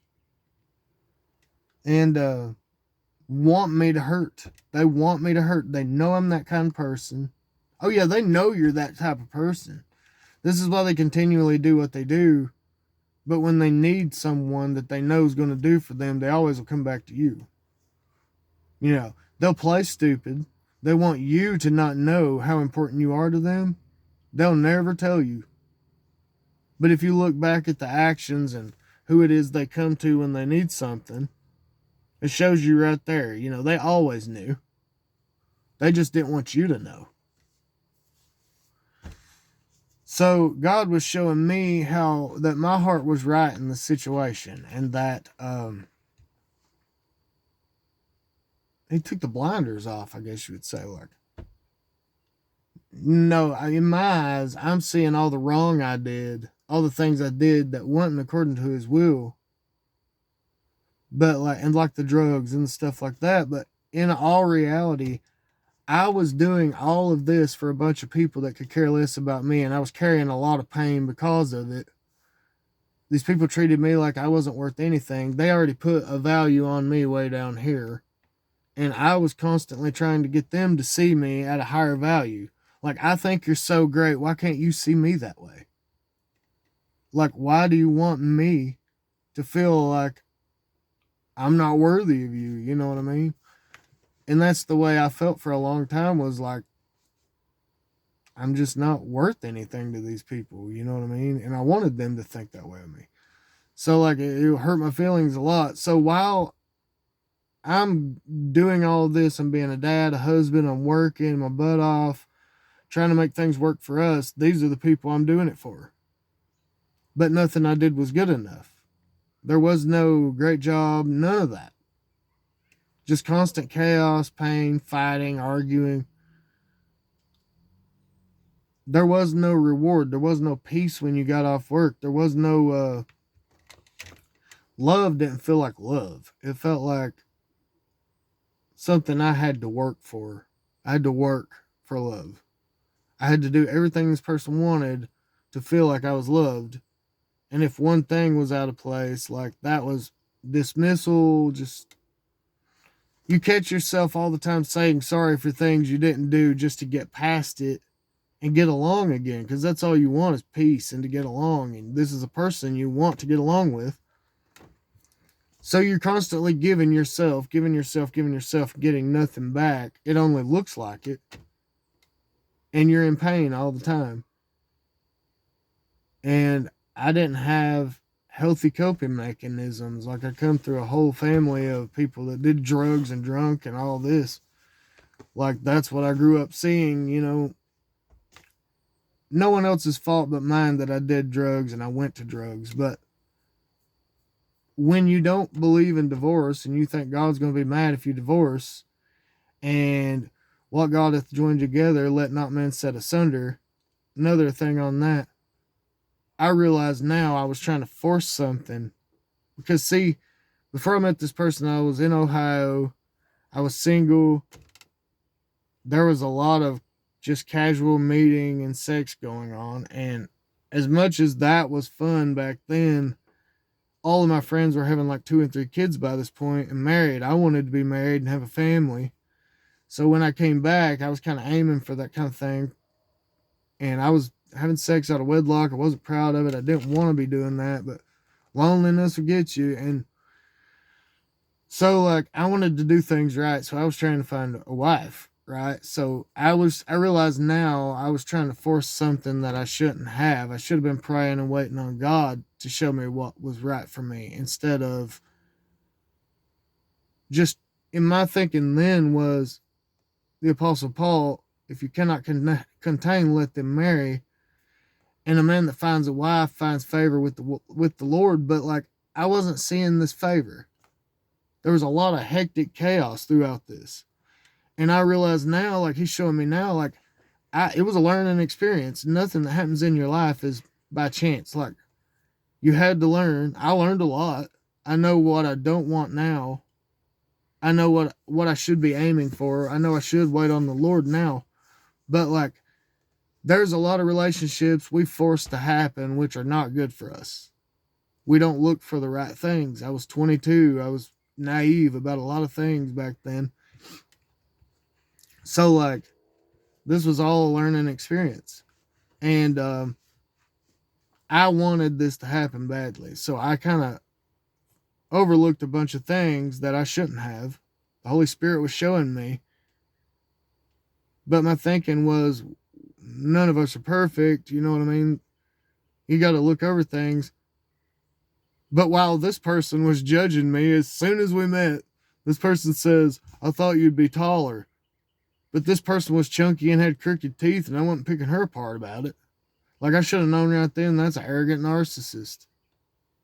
Anyway, not only that, this person had marital luggage. Her family hated me. It caused everything to be so complicated. And not that I have a problem with a female being chubby or anything like that. I am more of a personality kind of person. Like, looks are good, but I can overlook a lot for a girl that has a good heart and good conversation and all that stuff. Like, I'm not shallow like that. Like, I'm not the kind to pick someone apart about petty things like their looks and stuff like that. The only time I did that was at the end of our marriage, where she was trying to do that to me. And it was always about my height. I'm 5'11". Her thing was, you're not 6 foot. I'm like, it's an inch. You know what I mean? It wasn't about that, though. It was about me not being good enough. Oh, you're inadequate. Oh, all of this. But I came back at her with some things, and that's when she spit in my face twice, punched me in the face twice, threw a phone at my head. But I'm the abuser. Anyway. So, like, I'm learning now, I forced myself into something. This probably wasn't what God has joined together. You get what I'm saying? Like, it didn't have favor with the Lord because it wasn't the right kind of situation. It was unequally yoked in so many ways. I believed in God. These people were atheists. There was so many other things. Like, not only that, knowing what I know now, I would never go into a relationship where someone just came out of a marriage. Because there's a lot of, not just the baggage with the family, like what I went into, but there's also, that person has some healing to do. That's where I went wrong mostly there, was that person had healing, and I thought it was over, like she told me. But chances are she was probably still seeing this person behind my back after being married with me, because you don't get over things just that quick. And so it was already off to a bad start. I see that now. And see, like, what God hath joined together, let not man set asunder. Well, now I'm looking for the relationship that is equal give and take. I know what's healthy now. And as far as blood relatives, there might be one or two that I still talk to now that I can recall has not done some shady thing to me at some point. And it's like these people run on a circle. On one side of the circle is when they're going to screw you over. The other side is when they're going to try to butter things up until that next opportunity comes around for you. And then they'll suddenly become your enemy and do whatever they can do to take it from you, steal from you, tear it up, or whatever. They're jealous people, gross, disgusting people. I'm not like that. I don't understand people that are like that. But these will be the ones that'll go behind your back and talk about you the worst. And these will be people you wanted good things for, you did good things for. Like, I'm never going to invest in a relationship ever again where the person is that kind of person. Not a friend, not a colleague, not a business partner, not anything. Like, if you ain't bringing it 110 the same way I am, like, it ain't happening. Like, I don't care if it's a job. If I know I'm doing well, if I know I'm doing my job, and you know I care, and you got 2 or 3 stragglers that are standing around yawning, looking at the clock, but you want to come to me all the time because you know I give a crap, I'm quitting that job because you ain't giving me what I deserve. And it doesn't matter to me. I'll let it go. I don't care what the money is. Okay, so healthy relationships. Like, if these people ain't building you up, if they ain't happy to see you succeed, if they're the kind that's all the time trying to tear you down, and they're all the time trying to tear you down, they're the kind that's all the time like trying to sabotage you. These people I'm talking about, they'll be your biggest saboteurs, and they'll, as soon as you call them out on it and they know you're done dealing with it, they want to pull up the little title, cousin, uncle, grandmother, mother, father. Like, oh, don't forget I'm your father. Oh, don't forget I'm your mother. Oh, don't forget or they'll act like a snake, but then they suddenly want to act human. Like, oh, I'm just a human being. Oh, I'm grandma. Oh, I did it for the grandkids. Like, no, you're a garbage human being. You need to be in the garbage human being pile, and I'm going to note you for everything you've done. I'm not going to confront you about it no more. I'm going to stop trying to make you see me for who I actually am, and there won't be no conversation about it. You just will notice I don't tell you where I'm going. I don't tell you what's going on in my life. I'm not going to give you any details about me whatsoever. Like, you're going to be in that place. Because I don't owe you any of those things. I've already given more than you ever deserved in your life. Because what I gave was honest. It wasn't somebody trying to take a dump down your back all the time like the people you want around you. If that's what you want, go have that. But I don't want them around me. And people get confused about me because, like, I'm very discerning. I have a high intuition. Somebody will be walking up with me, and the person with me, I'll know that they're a piece of garbage, but I'm still humoring them. They'll come and want to introduce me to someone. As soon as I see that person, I'm already picking up vibes off them before they even speak, and then I walk right past them while they got their hand held out. Like, I'm very selective about who I let into my life right now. Because listen, here's the thing you need to realize about people in your life. It may look like a rose, but if it doesn't have a flower, it's only thorns. That's wisdom for you. It can be from a rose bush, but if there's no flower, no bulb on it, it's only thorns. It's only pain. It will never actually be a rose. So, like, here's another analogy. Imagine your life is a soup. The ingredients you put into that soup will make that soup either taste very good or very bad. Like, you don't take vegetable soup and throw a whole thing of cayenne in it and then taste it and think it tastes great. Like, no, everybody you introduce into your life, everybody you bring into your life will bring one or two things. They'll either bring peace or chaos. If you bring a person that you're all the time having to give the benefit of the doubt on things, but everything that comes with them is some kind of trouble, you've added the wrong ingredient into your life. And you can bet on somewhere down the road, they're going to bring a very traumatic time into your life. Like, I'm a survivor of a lot of trauma in my life. Like, I went through a lot of things. And, like, here's what's funny. The very people that I told about all these crazy things that went on in my life are the very people that didn't believe me when I told them these things. But now these people have put me through these very kind of crazy things. And they're the very ones who are looking at it now and being like, I guess he was telling the truth. Look how crazy his life is now. And we put him there.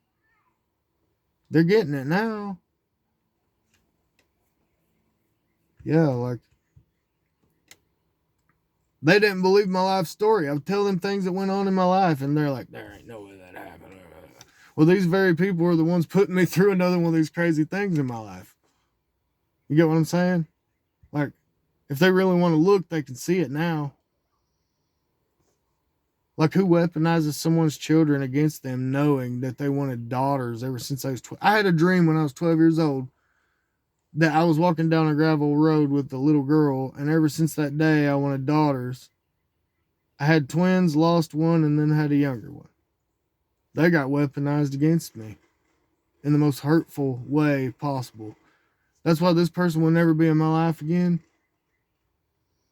Ever. I'm having a hard time forgiving. Like, I'm trying to forgive. And forgiving doesn't mean I forgive them and then that person just has free range in my life ever again. No, that person will never be in my vicinity ever again. Never.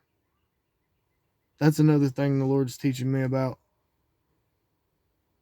There are people who used to be in my life, relatives, friends, whatever, they will never be in my life ever again. These were poisonous people, and I just didn't know it at the time. I just know what I'm looking at these days. My friends list on Facebook went from about 500, 600-ish down to like 150 maybe. And most of those people I don't know.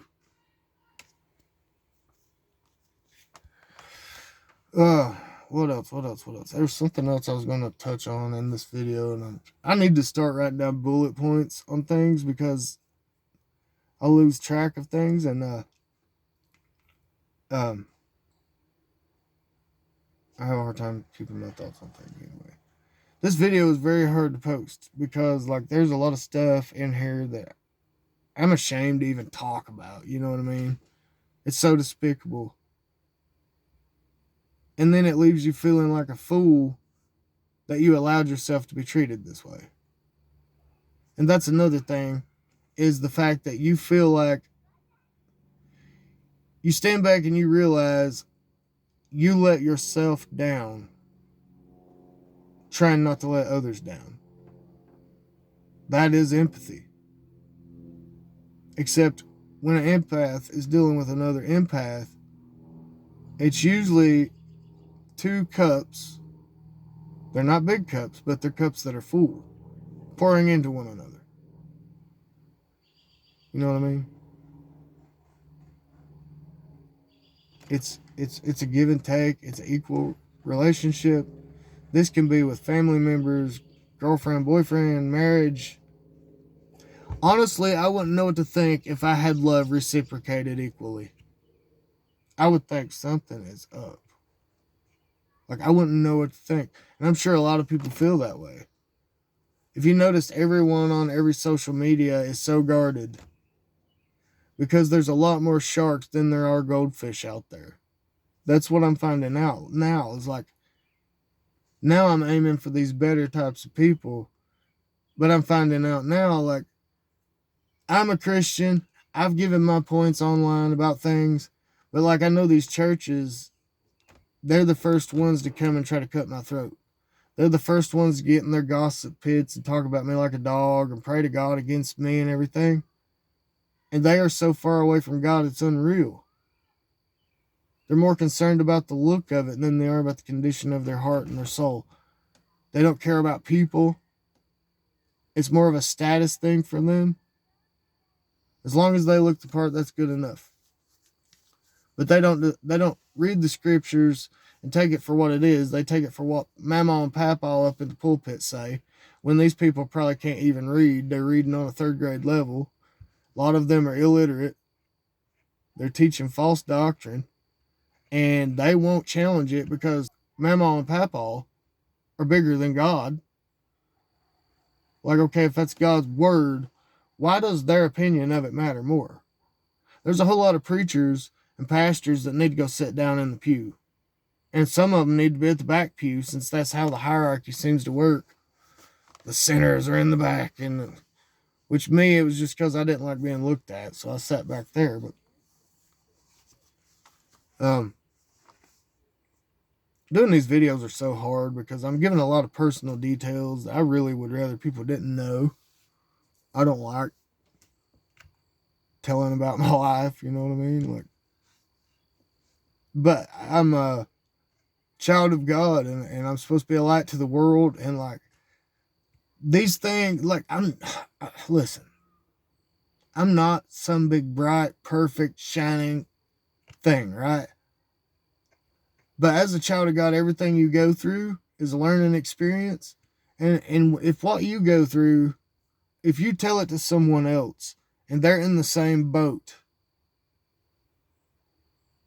and you're not looking like some Christian up there, I'm just average Joe sitting in the truck I used to live in. You know what I mean? I've got nothing to hide. I don't care what people think about me. I don't like the idea that I let so many people get the best of me. Like, that part gets to me. Like, I wanted a lot more with certain people that they just could not give me. And I used to say, stay down and out, because of the fact that it could be so good. It could have been so much better, but they wouldn't let it. Like, I know I was bringing it, but they were not willing to give me that. They placed a value on me that was very low. And I learned that you will, no matter what you do, you will never get them to move you up a few bars. They're always going to put you down there. That's why they don't care to do you the way they do you. Now, being honest with yourself and realizing that, and deciding, this person, you know, they're never going to do you any better than they're doing you. You're at that level for a reason.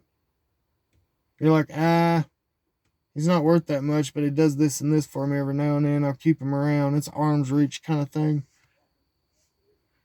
Nothing you do is ever going to get those people to raise your value. So when they question you about your intentions and all this kind of stuff, don't give them an explanation. Don't let them walk you into a box. That's what they want. They want you to constantly prove yourself to them when they haven't bothered to in the first place. Because you're an empath and you like everybody and you just want to get along, they look at it like, this person really wants to be my friend. They take your kindness for weakness. The people that refuse them are the people they try the hardest for. The people that do them the worst are the people they'll keep trying for. So, I bring these things up because my walk with God, it's like every situation I deal with, I'm learning things. So I make these videos so other people can compare themselves with it. And maybe they're in this situation now where they're confused. Like, why won't this ever just work correctly? Like, why can't this ever be a healthy relationship? Why am I always hurting, but this person over here's doing fine? Why am I always the bad guy? Why am I always in the doghouse? And all I had to do was wake up that day. These kind of people got to find fault in you, because if you ever are built up enough that you can feel equal to them, they don't have any control over you. And these people want that kind of control. These are people who are very insecure. They don't have healthy love patterns. They will always only be nice when it's something they want. But notice how you'll do good things for these people, and like 30, 40 minutes later, they'll do some low down backstabbing crap to you. Bring up subjects that hurt your feelings and they know it. And these are people that say, I love you, I love you. You're like, who cares? Let your actions prove it. Like, prove it with your actions. You don't owe me anything. You don't owe me an explanation. But if that's where you're going to leave it at, that's where I'm leaving it at too. Because I don't owe you that. I'm not under you. Neither are you guys. Like, you need to start looking at things like this. Like in the Bible, when he says, know them by their fruits, like some scriptures are really coming to life in my life these days. Like even the know them by their fruits has to do a lot with spirituality and these people and how they actually are, like these false prophets and all this. It's kind of like more like what he's talking about in there. But like knowing them by their fruits also pertains to your relationships in your life. They're hiding behind titles right under your nose. They're the biggest cutthroats, the biggest gossips. They'll tell the worst stories on you. If somebody comes up to them, if you like this person, you could want the best for this person. But someone else would come up to them and be like, Eric's a really nice guy and he's this, he's that. The first thing they will do, the person that you love, is they'll start cutting you down to the dogs. And you'll be sitting there like, why is that person suddenly not wanting to talk to me? Like, you don't get it, but you're like, okay, go about your business. You're talking to that very same person. Why does that person act weird around me now? They're like, I don't know. I didn't notice. But they know good and well why. They know good and well why.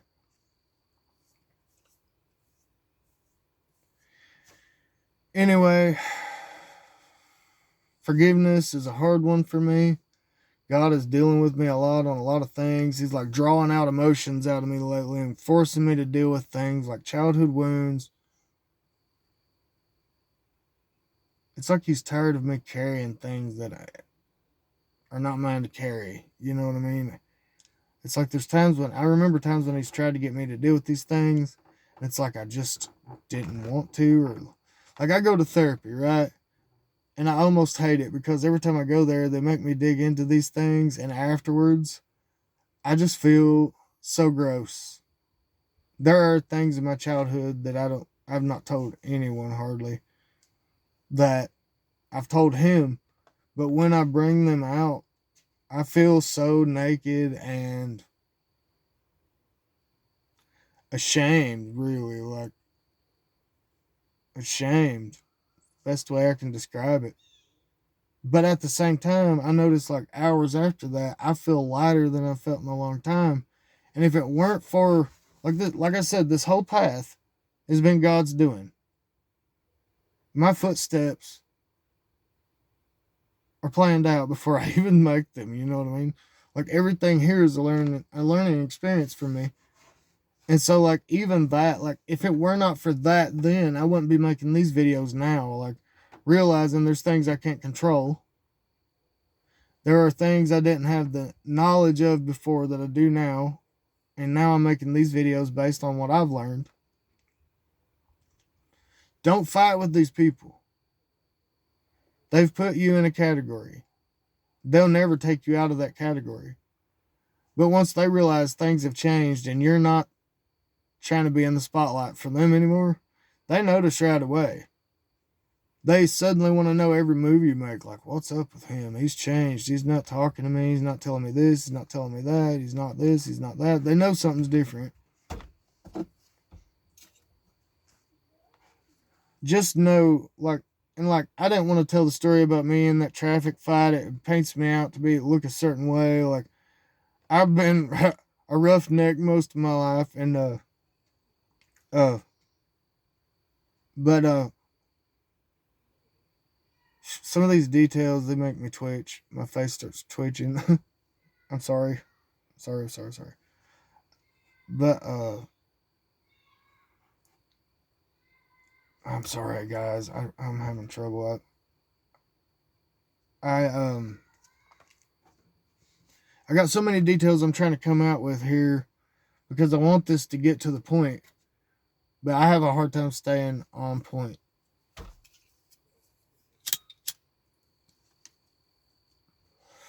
But learning how to express myself like this. Look, I'm a 40-year-old who's been this certain way most of all my life where I didn't really share. And this time in my life, I'm learning to do those things. And it's not easy for me.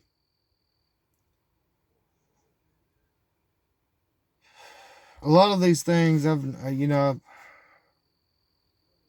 there's things I don't understand too. Like, why now, God? Like, why now? I got all these things you're drawing out of me. You're trying to make me focus on and deal with and bring to the light and deal with. Like, why now? I'm 40 years old, and it's like, I feel like I'm on my way to being over the hill, but like, he's showing me like there's so much more. You know what I mean? It's like he's telling me there's so much more. There's more. Like, he controls my last days. You know what I mean? Like, this ain't the end of everything. Like, there's going to be more life. I'm going to live more life. Things will be good. He knows every hair of my head. You know what I mean? Like, he's giving me hope in a place where I wanted to give up. Like, I was in that bad of a spot where, like, I wanted to just give up.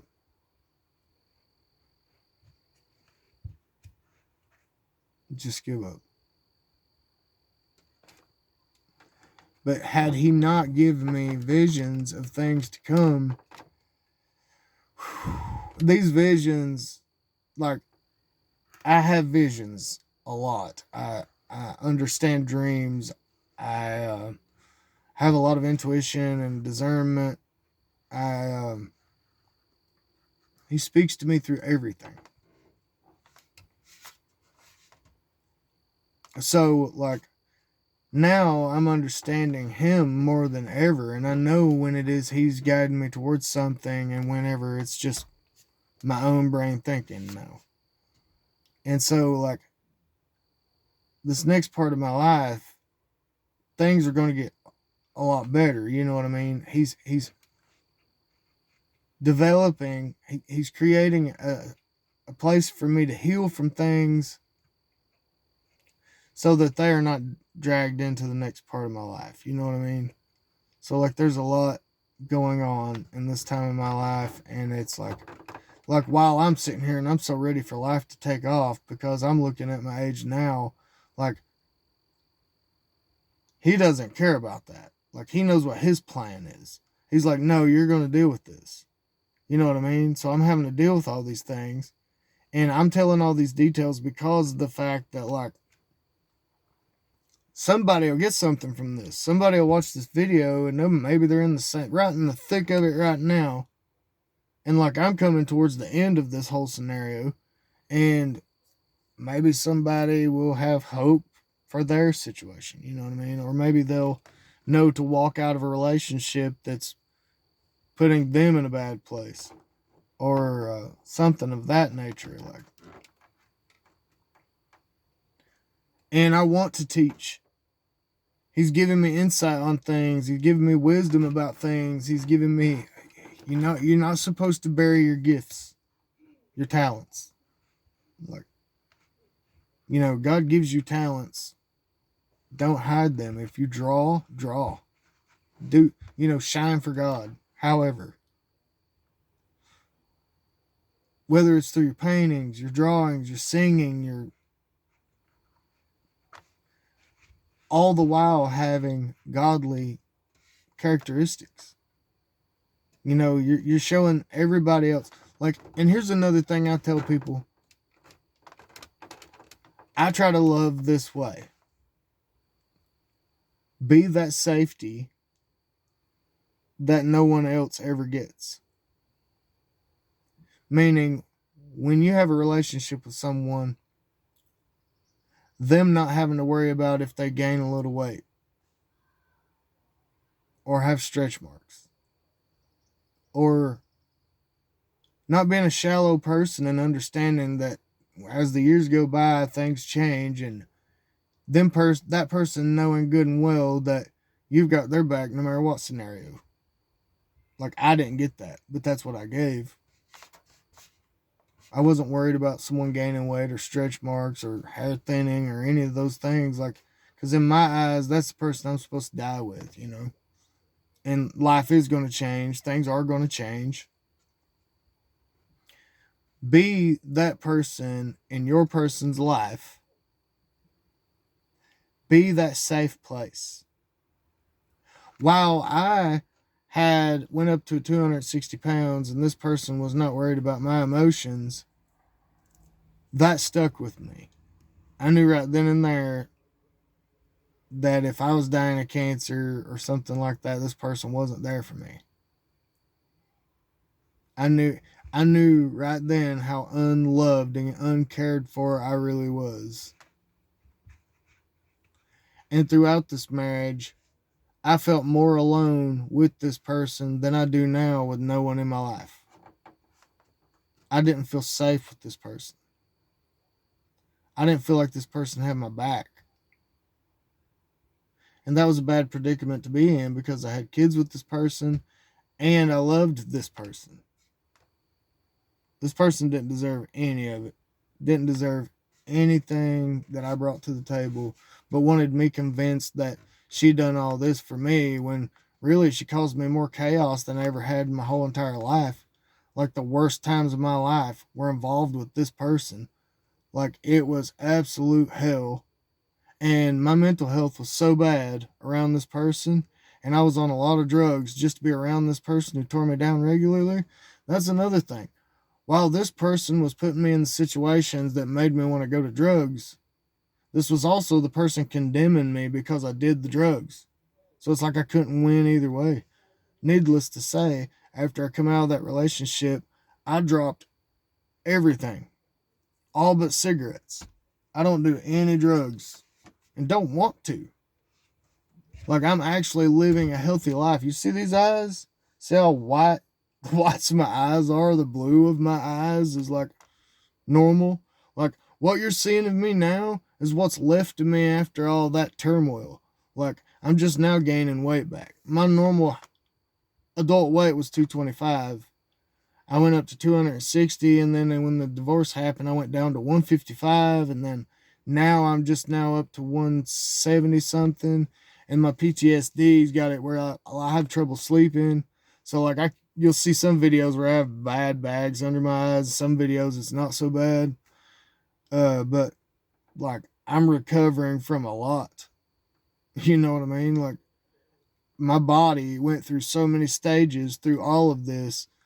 Even when I was homeless, if I could eat, if there was food, there's times when I still couldn't eat. You know what I mean? So it was hit and miss whether or not I could eat. So like my hair got really brittle, and if you notice in some videos, like parts of my hair look healthy. Like this under here is like new curly looking hair. This out here is kind of like, see how it kind of, parts of my hair is really damaged, and I'm waiting for it to grow on out so that I can cut some more off, and then screw it. So I can cut some more off and cut some more off until actually there's healthy hair there again. Like, that's what my hair really looks like. You know, there's a lot of gray mixed in with like this burgundy red kind of color, but yeah, I'm still, healing from a lot of what I went through. And not to mention when I was malnourished, like my hairline started going back a little bit, stuff like that. I have a head full of hair, like I'm bushy headed as can be, but like it's still even thinned out a little bit. And, but anyway, what I'm getting at is like I was like 260. I went from 225 to 260 down to 155, and then it took me a whole year just to get to where I could hold myself around 178, which I'm about around 180 right now. But this took a lot out of me. You know what I mean? Took a lot out of me. And trying to deal with, life keeps coming at you no matter what. Keeps coming at you no matter what. Like you're having to deal with your newer stuff, and the new stuff coming at you and all that. But like I'm closer to God now than I ever was. Like, and like that's another thing too. The relationships in my life before, it was like I would give people the benefit of the doubt, but I would come to find out that their ways and the things I allowed in my life was pulling me further away from God. So now I'm picking people around me that, that want the same things I want. And I'm more about being equally yoked instead of just allowing anything to exist in my life. Like, I can't afford that anymore. Like, I can't get my hair to lay right. I have scars all over my head, right? So, like, my hair doesn't part right or nothing. I got one that goes right through there. I got a bunch in the back of my head, around the sides of my head. Lived a rough life. But anyway, um, man, this is a long video. I don't know if anyone will ever watch all this, but uh, yeah, this whole thing took a lot out of me, right? Like, it's been a lot. I still got a court hearing to go to over all of this. And, like, I just can't wait to get it over because I want this person totally out of my life, not with their hands in my life anymore. Like, not her, not anybody to do with her. Like, I'm just done. Just so done. And I know they're going to watch this and they're going to have a big brick because I mentioned some things a lot of people around them are going to know is about them. Don't care about that either. By the way, if anything happens to me, it's got something to do with them. But, and I had to pray about making these videos because he's been all about like, don't do your normal thing. Like he showed me an image of a lion with muzzle. Like, okay, I'm a muzzled lion. I got to be a muzzled lion. Like, oh wow, that's different. You know what I mean? And so he does not want me to react. That's what they want. See, they've told all these stories on me, and they want me to do my old school thing, but I'm not about that no more. And God's made me able to be calm in situations when I used to, I couldn't. I just like fly off the handle, like that. And I keep myself away from a lot of people now because the more I'm away from people, the more I'm not put in that kind of situation. And it's not that I'm just out to kill everybody and all that. It's just that like I'm all about protecting my peace these days. And And I did a video the other day about, the prophets and how they secluded themselves a lot. And I'm autistic. I get dysregulated a lot, and I'm irritable. And there's a lot of times when I got to seclude myself, uh, yeah, there's times when I just want to like totally disappear from the world. Like when I was younger, when I was younger and I drank, I couldn't drink around my mom and stepdad, so I would go to the bootlegger and get a bunch of beer, and I would go way up in the hills with no tent, and I would make a fire with no tent and just put a piece of wood up there for a pillow, and I'd just lay right on the ground and stay all night there next to the fire and just drink by myself in the middle of the night up on top of this big ridge. And like sometimes when I'm stressed out or I'm dysregulated or something like that, like, yeah, I won't do these videos if I'm like that. Like it's usually when I'm doing pretty good. And uh, so like, the times when you don't see me on video, I'm usually. It doesn't mean I'm like dysregulated all the time. I don't know, man. Like God's making me deal with a bunch of emotions that I didn't deal with for years, and a bunch of deep wounds that I should have dealt with years ago, didn't. And He has His ways, and I don't know why He's waited till now. I question that, but I feel like whatever this was that He was building me up to, or this part of life He's taking me to, He needs me to be a certain way and not take these things with me. He needs me to pick people a certain way. He needs me to use discernment a certain way. He needs me to not just give people the benefit of the doubt about things. Don't fight and argue with them about their issues, but like, because everybody's on their own journey with God. But like, be a peaceful person. Handle everything with peace. That doesn't mean taking a verbal beating, a mental beating from people all the time, and then just sitting there holding your tongue. Like when He talks about if they slap you on your right cheek, turn to them the left. Like I'm still trying to study on that one. I'm trying to figure out how that one. There's a meaning behind it, and I don't think it actually means let them slap you again. I think it's more about not returning evil for evil. And I think it's about like, that's them doing evil to you 2 times. If you turn them the other cheek and they hit you again. I think He's trying to make the point, do not return evil for evil. That would be them doing evil to you twice. But you're believing God fights for you.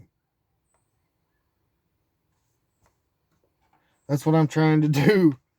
And I don't want to be somebody that don't practice what they preach. And like, I'm trying my best to do things the right way these days.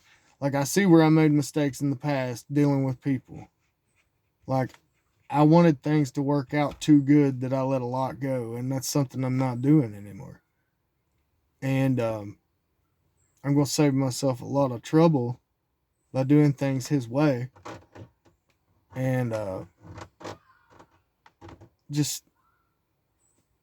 And the way it works with God, if you're observing His word to do it, He has grace. You're not going to get it right every single time, but He sees and appreciates your effort, your willingness. That's another thing I'm learning lately. Just like I was telling you a while ago, like when I look at all the bad things, the things I could have done better throughout the marriage and throughout all that stuff, like He was also the scripture, you have been faithful over few things, I'll make you ruler over many. He was showing you right there. He knew we wasn't going to get it all right. But He wants that willingness. He wants your free will. He wants to see you using your own free will to do things His way, to select Him, to pick Him, His way. Observe to do His will. Eschew evil. Do good, And if you're observing to do these things, without compromise, without lying to yourself inside yourself and say, well, one time won't hurt, blah, blah, blah. You've used your free will. You've let yourself be talked into something that you shouldn't be doing. That's what I did in the past. Like, that's what I was showing you about my past. I tried to make things work that he was showing me wasn't going to work, but I still tried to force it.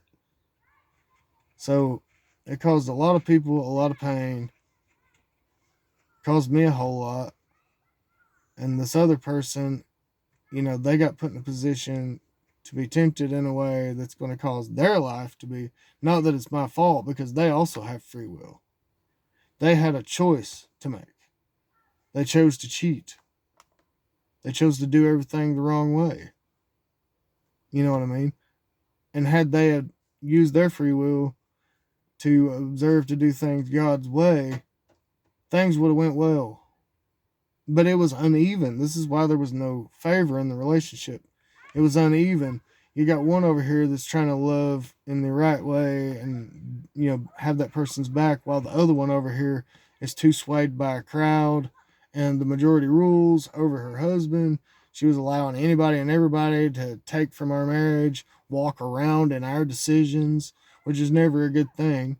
Tell everyone about what's going on with our relationship, have too many opinions in on our stuff. I'm sure there was somebody there who's probably in my family who's telling this person, every reason why they should go to someone else. And this person's probably right under my nose. You know what I mean? That's just how people are. But, and I'm not even hurt by it anymore. Like, it's expected of these people. I know who they are and what they do. But, like, being able to forgive is, like, the hardest thing because I don't understand a lot of it. Like, forgiving is not forgetting. Like, you always know what these people did, but, like, how do you forgive in a way to where, like, if the subject comes up, how do you not keep having those feelings, like those, you know what I mean? Like, when you've not got closure, every offense that was done against you, you didn't deserve it. And, like, how do you just, you know what I mean? Just, there, I forgive you. And then you just don't think about it. Like, every time it hits your mind, no, no, no. Austin Powers, no, no, no. But, I don't know, man. I'm trying my best with these videos. I'm not really good at, like, staying on topic. I know that. I need to start putting a dry erase board out here or something. Have, like, all these little bullet points to go over. But,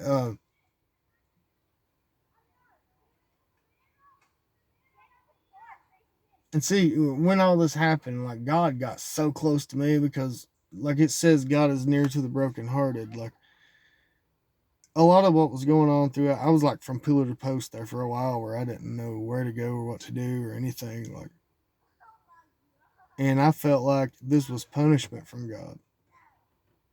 But now I realize this was realignment. He leveled me up spiritually so much. And a lot of it was because I was in positions where I was around dangerous people. And I was trying to make decisions for my own good. But there was a voice like, no, don't go that way. Leave that place. Not even knowing where I was going to be at next. Like, don't go here. Stay away from there. Come over to this place instead. There were some people that were supposed to help me. He sent me there. They used free will not to. He will deal with them. There were so many different scenarios there. Like, free will was a big thing he was teaching me about. And see, like, throughout the marriage, throughout some of my family relationships, he was showing me, after it was all said and done, the things I should not have accepted and been okay with. Like,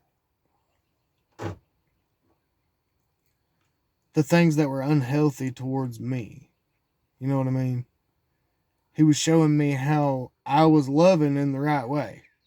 He was showing me exactly how right I actually was, even with the things that I didn't do right. Like, a lot of this was me trying to deal with pain that was caused to me throughout this. And this is not me saying that the drugs I did and all that stuff was anyone's fault but my own. But I have a history of when I feel unloved, or if like I got in a bad breakup or whatever, like I would feel like I would be emotional because I didn't feel anything and I thought something was wrong with me, but I didn't I didn't react that way. It was like this. It's like a bad thing happened to me now. A year later, I'd look back at all these crazy things I was involved in and realized I'm a self destructor. When we lost the baby, I blamed myself and I went through this bad time of my life where like I look back now and I was like, I wrecked vehicles, I ended up hooked on this, I ended up drinking a lot more during that time. I was working a lot and drinking a lot to the point where like I was drinking till I went to bed, and then I'd get up next morning and still be drunk and drive to exit 115 in Lexington, which was a good long ways from where we lived. Shouldn't have been driving, but we were under a lot of pressure trying to make it. See, mind you, we had a set of twins. We were told it was Braxton Hicks contractions. They told me that. I didn't know nothing about this kind of stuff. I was a plumber. I was digging groundworks and laying pipe and doing all that stuff, air tests and all the whole 9 yards, renovation. They're calling me at work, telling me, "Oh, it's just Braxton Hicks contractions." So I'm like, I don't know what that is, but they act like it's nothing serious. So blah blah blah. I get off work that evening. I'm like, "Where is everyone?" They're saying she's at the hospital.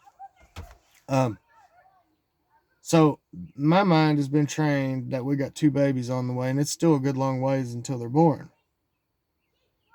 Well, suddenly, boom, we lost one. One has to stay in the hospital on a ventilator. Had to have so many blood transfusions. A tube down her throat in the little whatever the box is called. Every time we go there, there's bells and whistles going off. We're panicking.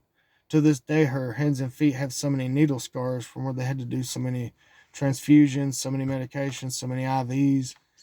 We almost lost her too. So like that happens. We're having a funeral for one baby. The other one, we don't know if it's going to live. I'm trying to work and drive breast milk to and from Lexington Hospital because we didn't want her raised on, brought up on formula. But like this was a lot. You know what I mean? Something I was not expecting. So like life was hectic, and the tornado wiping all of our stuff out during that time was like very close to that. So like my brain was mush, and the marriage was not doing good. I was under a lot of pressure. I had like no energy. I was running ragged. I was working my butt off, stressing my butt off. Marital problems, my butt off. Other family problems, relatives lost. There was a lot going on, and I was doing all I could do. I wasn't sleeping good. Like even when I slept for 2 days straight, if I could, I wasn't rested. There's just too much up here to like actually rest. There was a lot. You know what I mean? And then when we finally did get our baby home, I felt like that thing was a brittle cracker. I was like afraid to hold her. I was like, every morning before I go to work, I'd glance over and see two babies laying there, and I'd about vomit everywhere because it would get me sick. Like just knowing there's not supposed to be two there, and I'd be afraid to turn my head and look back. And I would get like this close to her chest and watch to make sure she was breathing. And it was very, very, very, very a lot. So there was a lot of turmoil that went on throughout the whole scenario. And on top of that, all this other stuff. You know what I mean? Like I was so highly stressed. Like I felt like I couldn't do anything without, like, I had to drink. You know, I felt like I had to. And there was like other things that went on because, like I said, I was never good enough. Nothing I did was good enough. Like, I was pushed to my limit already, and there's somebody over there telling me every way in the world that I'm not good enough. I'm like, what else could I give you, blood? Like, I had nothing else left. This person didn't appreciate me at all. Like, none of them did. Like, this is the kind of mental, when you're already giving all you can give. Like, this person's going through this stuff too. She sees her problems, but she can't see what I'm dealing with. You know what I mean? Like, you're sitting there trying to get up every day and go to work and try to work every day while all of this is up here. It's it's a lot. You know what I mean? I'm just at a um um point now where I'm just learning a lot. You know what I mean? I'm learning a lot. I hate that it didn't happen earlier, and I know that's okay to God. Like, He's got His own plan with my life, and I want to be in that plan. I want to be in His will. So the point of this whole video is hopefully somebody learns something out of it, and I don't know, maybe somebody will get something from it. But like all of life is a learning curve. It's a learning experience. There's so many things that I could talk about in one video just off of, you know, it used to be when I heard younger couples were getting married, I would be excited for them. Or if they said they were pregnant, I'd be excited for them. But after the first pregnancy and remembering all that turmoil, when I would hear somebody was pregnant with twins, I'd be like, like scared for them. Like, I couldn't even change the look on my face. I was like, oh no. I had to think not to be like, like all the nervous things would start happening. Like, poor things, you know what I mean? Because, like, the whole time all that was going on, I'm sitting there like, that doesn't happen to me. That happens to people on TV. I think I was like 23, 24. Maybe, I can't remember. It's been too long ago. I was still young. I was an adult, but didn't really know anything about life. Like, I'm telling you what I know about life now at 40, and I'm just now learning a whole lot of things. So, like, um, this is so awkward for me, like doing this kind of thing, like making these videos, because like I don't like talking about my stuff. Like, I don't care what anybody thinks. I'm not the kind to get embarrassed in public. People used to put me up to doing crazy stuff because they know I'll do it. Like, but but like, as far as this kind of stuff, where it's like I'm trying to like say things that somebody might learn something from, right? But I'm not. I'm good at like understanding things, and like, I'm a people watcher. I observe everybody's. A lot of the stuff I talk about is it's observing everybody else's relationships, also seeing the differences, comparing. I learn. I'm good at pattern recognition, so like I see how things go with most people, and I compare it to my situations, and then I get my conclusions, and then I pray about things, and so like all this is for like someone to learn something from, and a lot of these things I'm talking about, I feel like I should have already known years ago, but like, and I'm sitting there thinking, well, if I make these videos, is it looking stupid that I'm 40 years old? And I'm like, maybe I'm saying something to someone that they already know, and they're like, duh. But like, here I am, I'm doing it, and here is the video. But I know to God it's important that I'm my actual self. Like, this is the real me. Like, I'm not putting on an act. I'm not lying about nothing. Like, I've told you the details on everything. There's some details I've talked about here. There's a certain person wish I would lie about it and say something else, but like, I don't care what people think or whatever. It's just this is now, when I was younger, if I knew that something like this was on YouTube where I could have like got a lot of details and like could have compared my situation with somebody else's, I would appreciate a video like that to my thinking. But um like for me though, like I don't know, me making this video or these videos I've been making, like there was a time when I didn't think my information was valid, or like if it was not really valid, but not like, you always assume other people know more than you on some things. Like, now if you come and ask me about plumbing, there's not a lot you're gonna say to me. Like, if you try to say something wrong, I'm gonna know right off the bat what the code says. You know what I mean? Like, no, dude, you ain't gonna pull no wet vent in Kentucky. No, it ain't happening, bro. You know, but like stuff like that, like, but if you like, as far as this kind of stuff, I don't want to doubt myself on what I know, what I've learned, and all this stuff. But at the same time, I'm not a psychologist.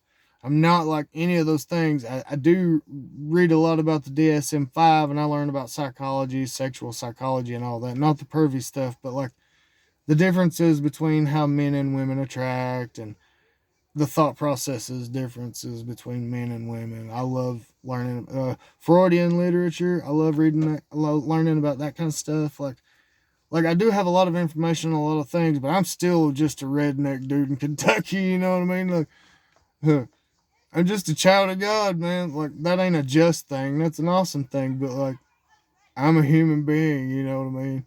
Like God says, have more confidence about in yourself about these things. But like me, I'm like yeah, but I'm not like this. I don't have this degree, that degree, but whatever. You know, there's other average Joes out there just like me who, well, I'm not really average. I don't guess I don't fit in the category for most people, but I'm kind of like I'm kind of like the living version of Beetlejuice, if you want to put it correct. Like, it's showtime, you know what I mean? But what was I gonna say? I lost it. I don't know, man. Come on. I'm gonna have to stop this a minute, rewind, and see what I was talking about. And then, like, I'm learning how to do stuff now, believe it or not. Wait. Okay, so like, here I am. I'm just this guy who's not really been much. People that have known me, like, they know I know a lot of stuff about a lot of stuff. So like that, I'll start talking about stuff, and they're like, "How do you know so much about the weirdest crap?" And I'm like, I just get questions in my head, and I search it out till I find it. Like, even my ex would be like, we'd be somewhere and somebody mentioned something, and I start telling them everything I know, and they're like, he's autistic. He like searches out everything until there's nothing left to scrape up, and blah blah blah. It's like hyper obsessed on things. Well, like they understood, like they mentioned a subject, it's like they're trying to slowly back away because I'm like throwing it all at them, and it's something I can't really help. I can't tell a short story to tell my life. That's why this video is like 2 minutes and 30 seconds. 2 hours and 30 seconds, 2 hours and 30 minutes right now, and I'm still going. I hope this video doesn't scare the crap out of somebody and they never watch it. Um, but like I like to learn about a lot of stuff, and like if I get a question, I'll dig it up and I'll find it. But like as far as like these kinds of things, like what I mentioned in this, some of this is comparative to literature I've read, some things I've watched, uh, you know, different people's life scenarios that I've compared, and then my own situations and what I read in the Bible, you know what I mean? So like hopefully somebody gets something out of this, and it's not like just a crazy video I post. And uh, anyway, this is part of my little everybody wants to call it healing journey. I hate using that phrase because it's like, I don't know, it's too overused these days. Everybody overuses that, and like I don't know, like, it's just cheesy to me. I don't want to call it that, but my experience, you know what I mean? I'm just putting my experiences out there, you know. my walk with God, my life experience, all these things. I'm not really a teacher, so I don't want to call myself a teacher. But like whatever I learn, I am going to tell to someone else. It's a take it or leave it. I believe if God allowed me to go through it, He wants me to use it for someone else's benefit. So here it is. All my good, bad, and ugly right out in the open. So there you go.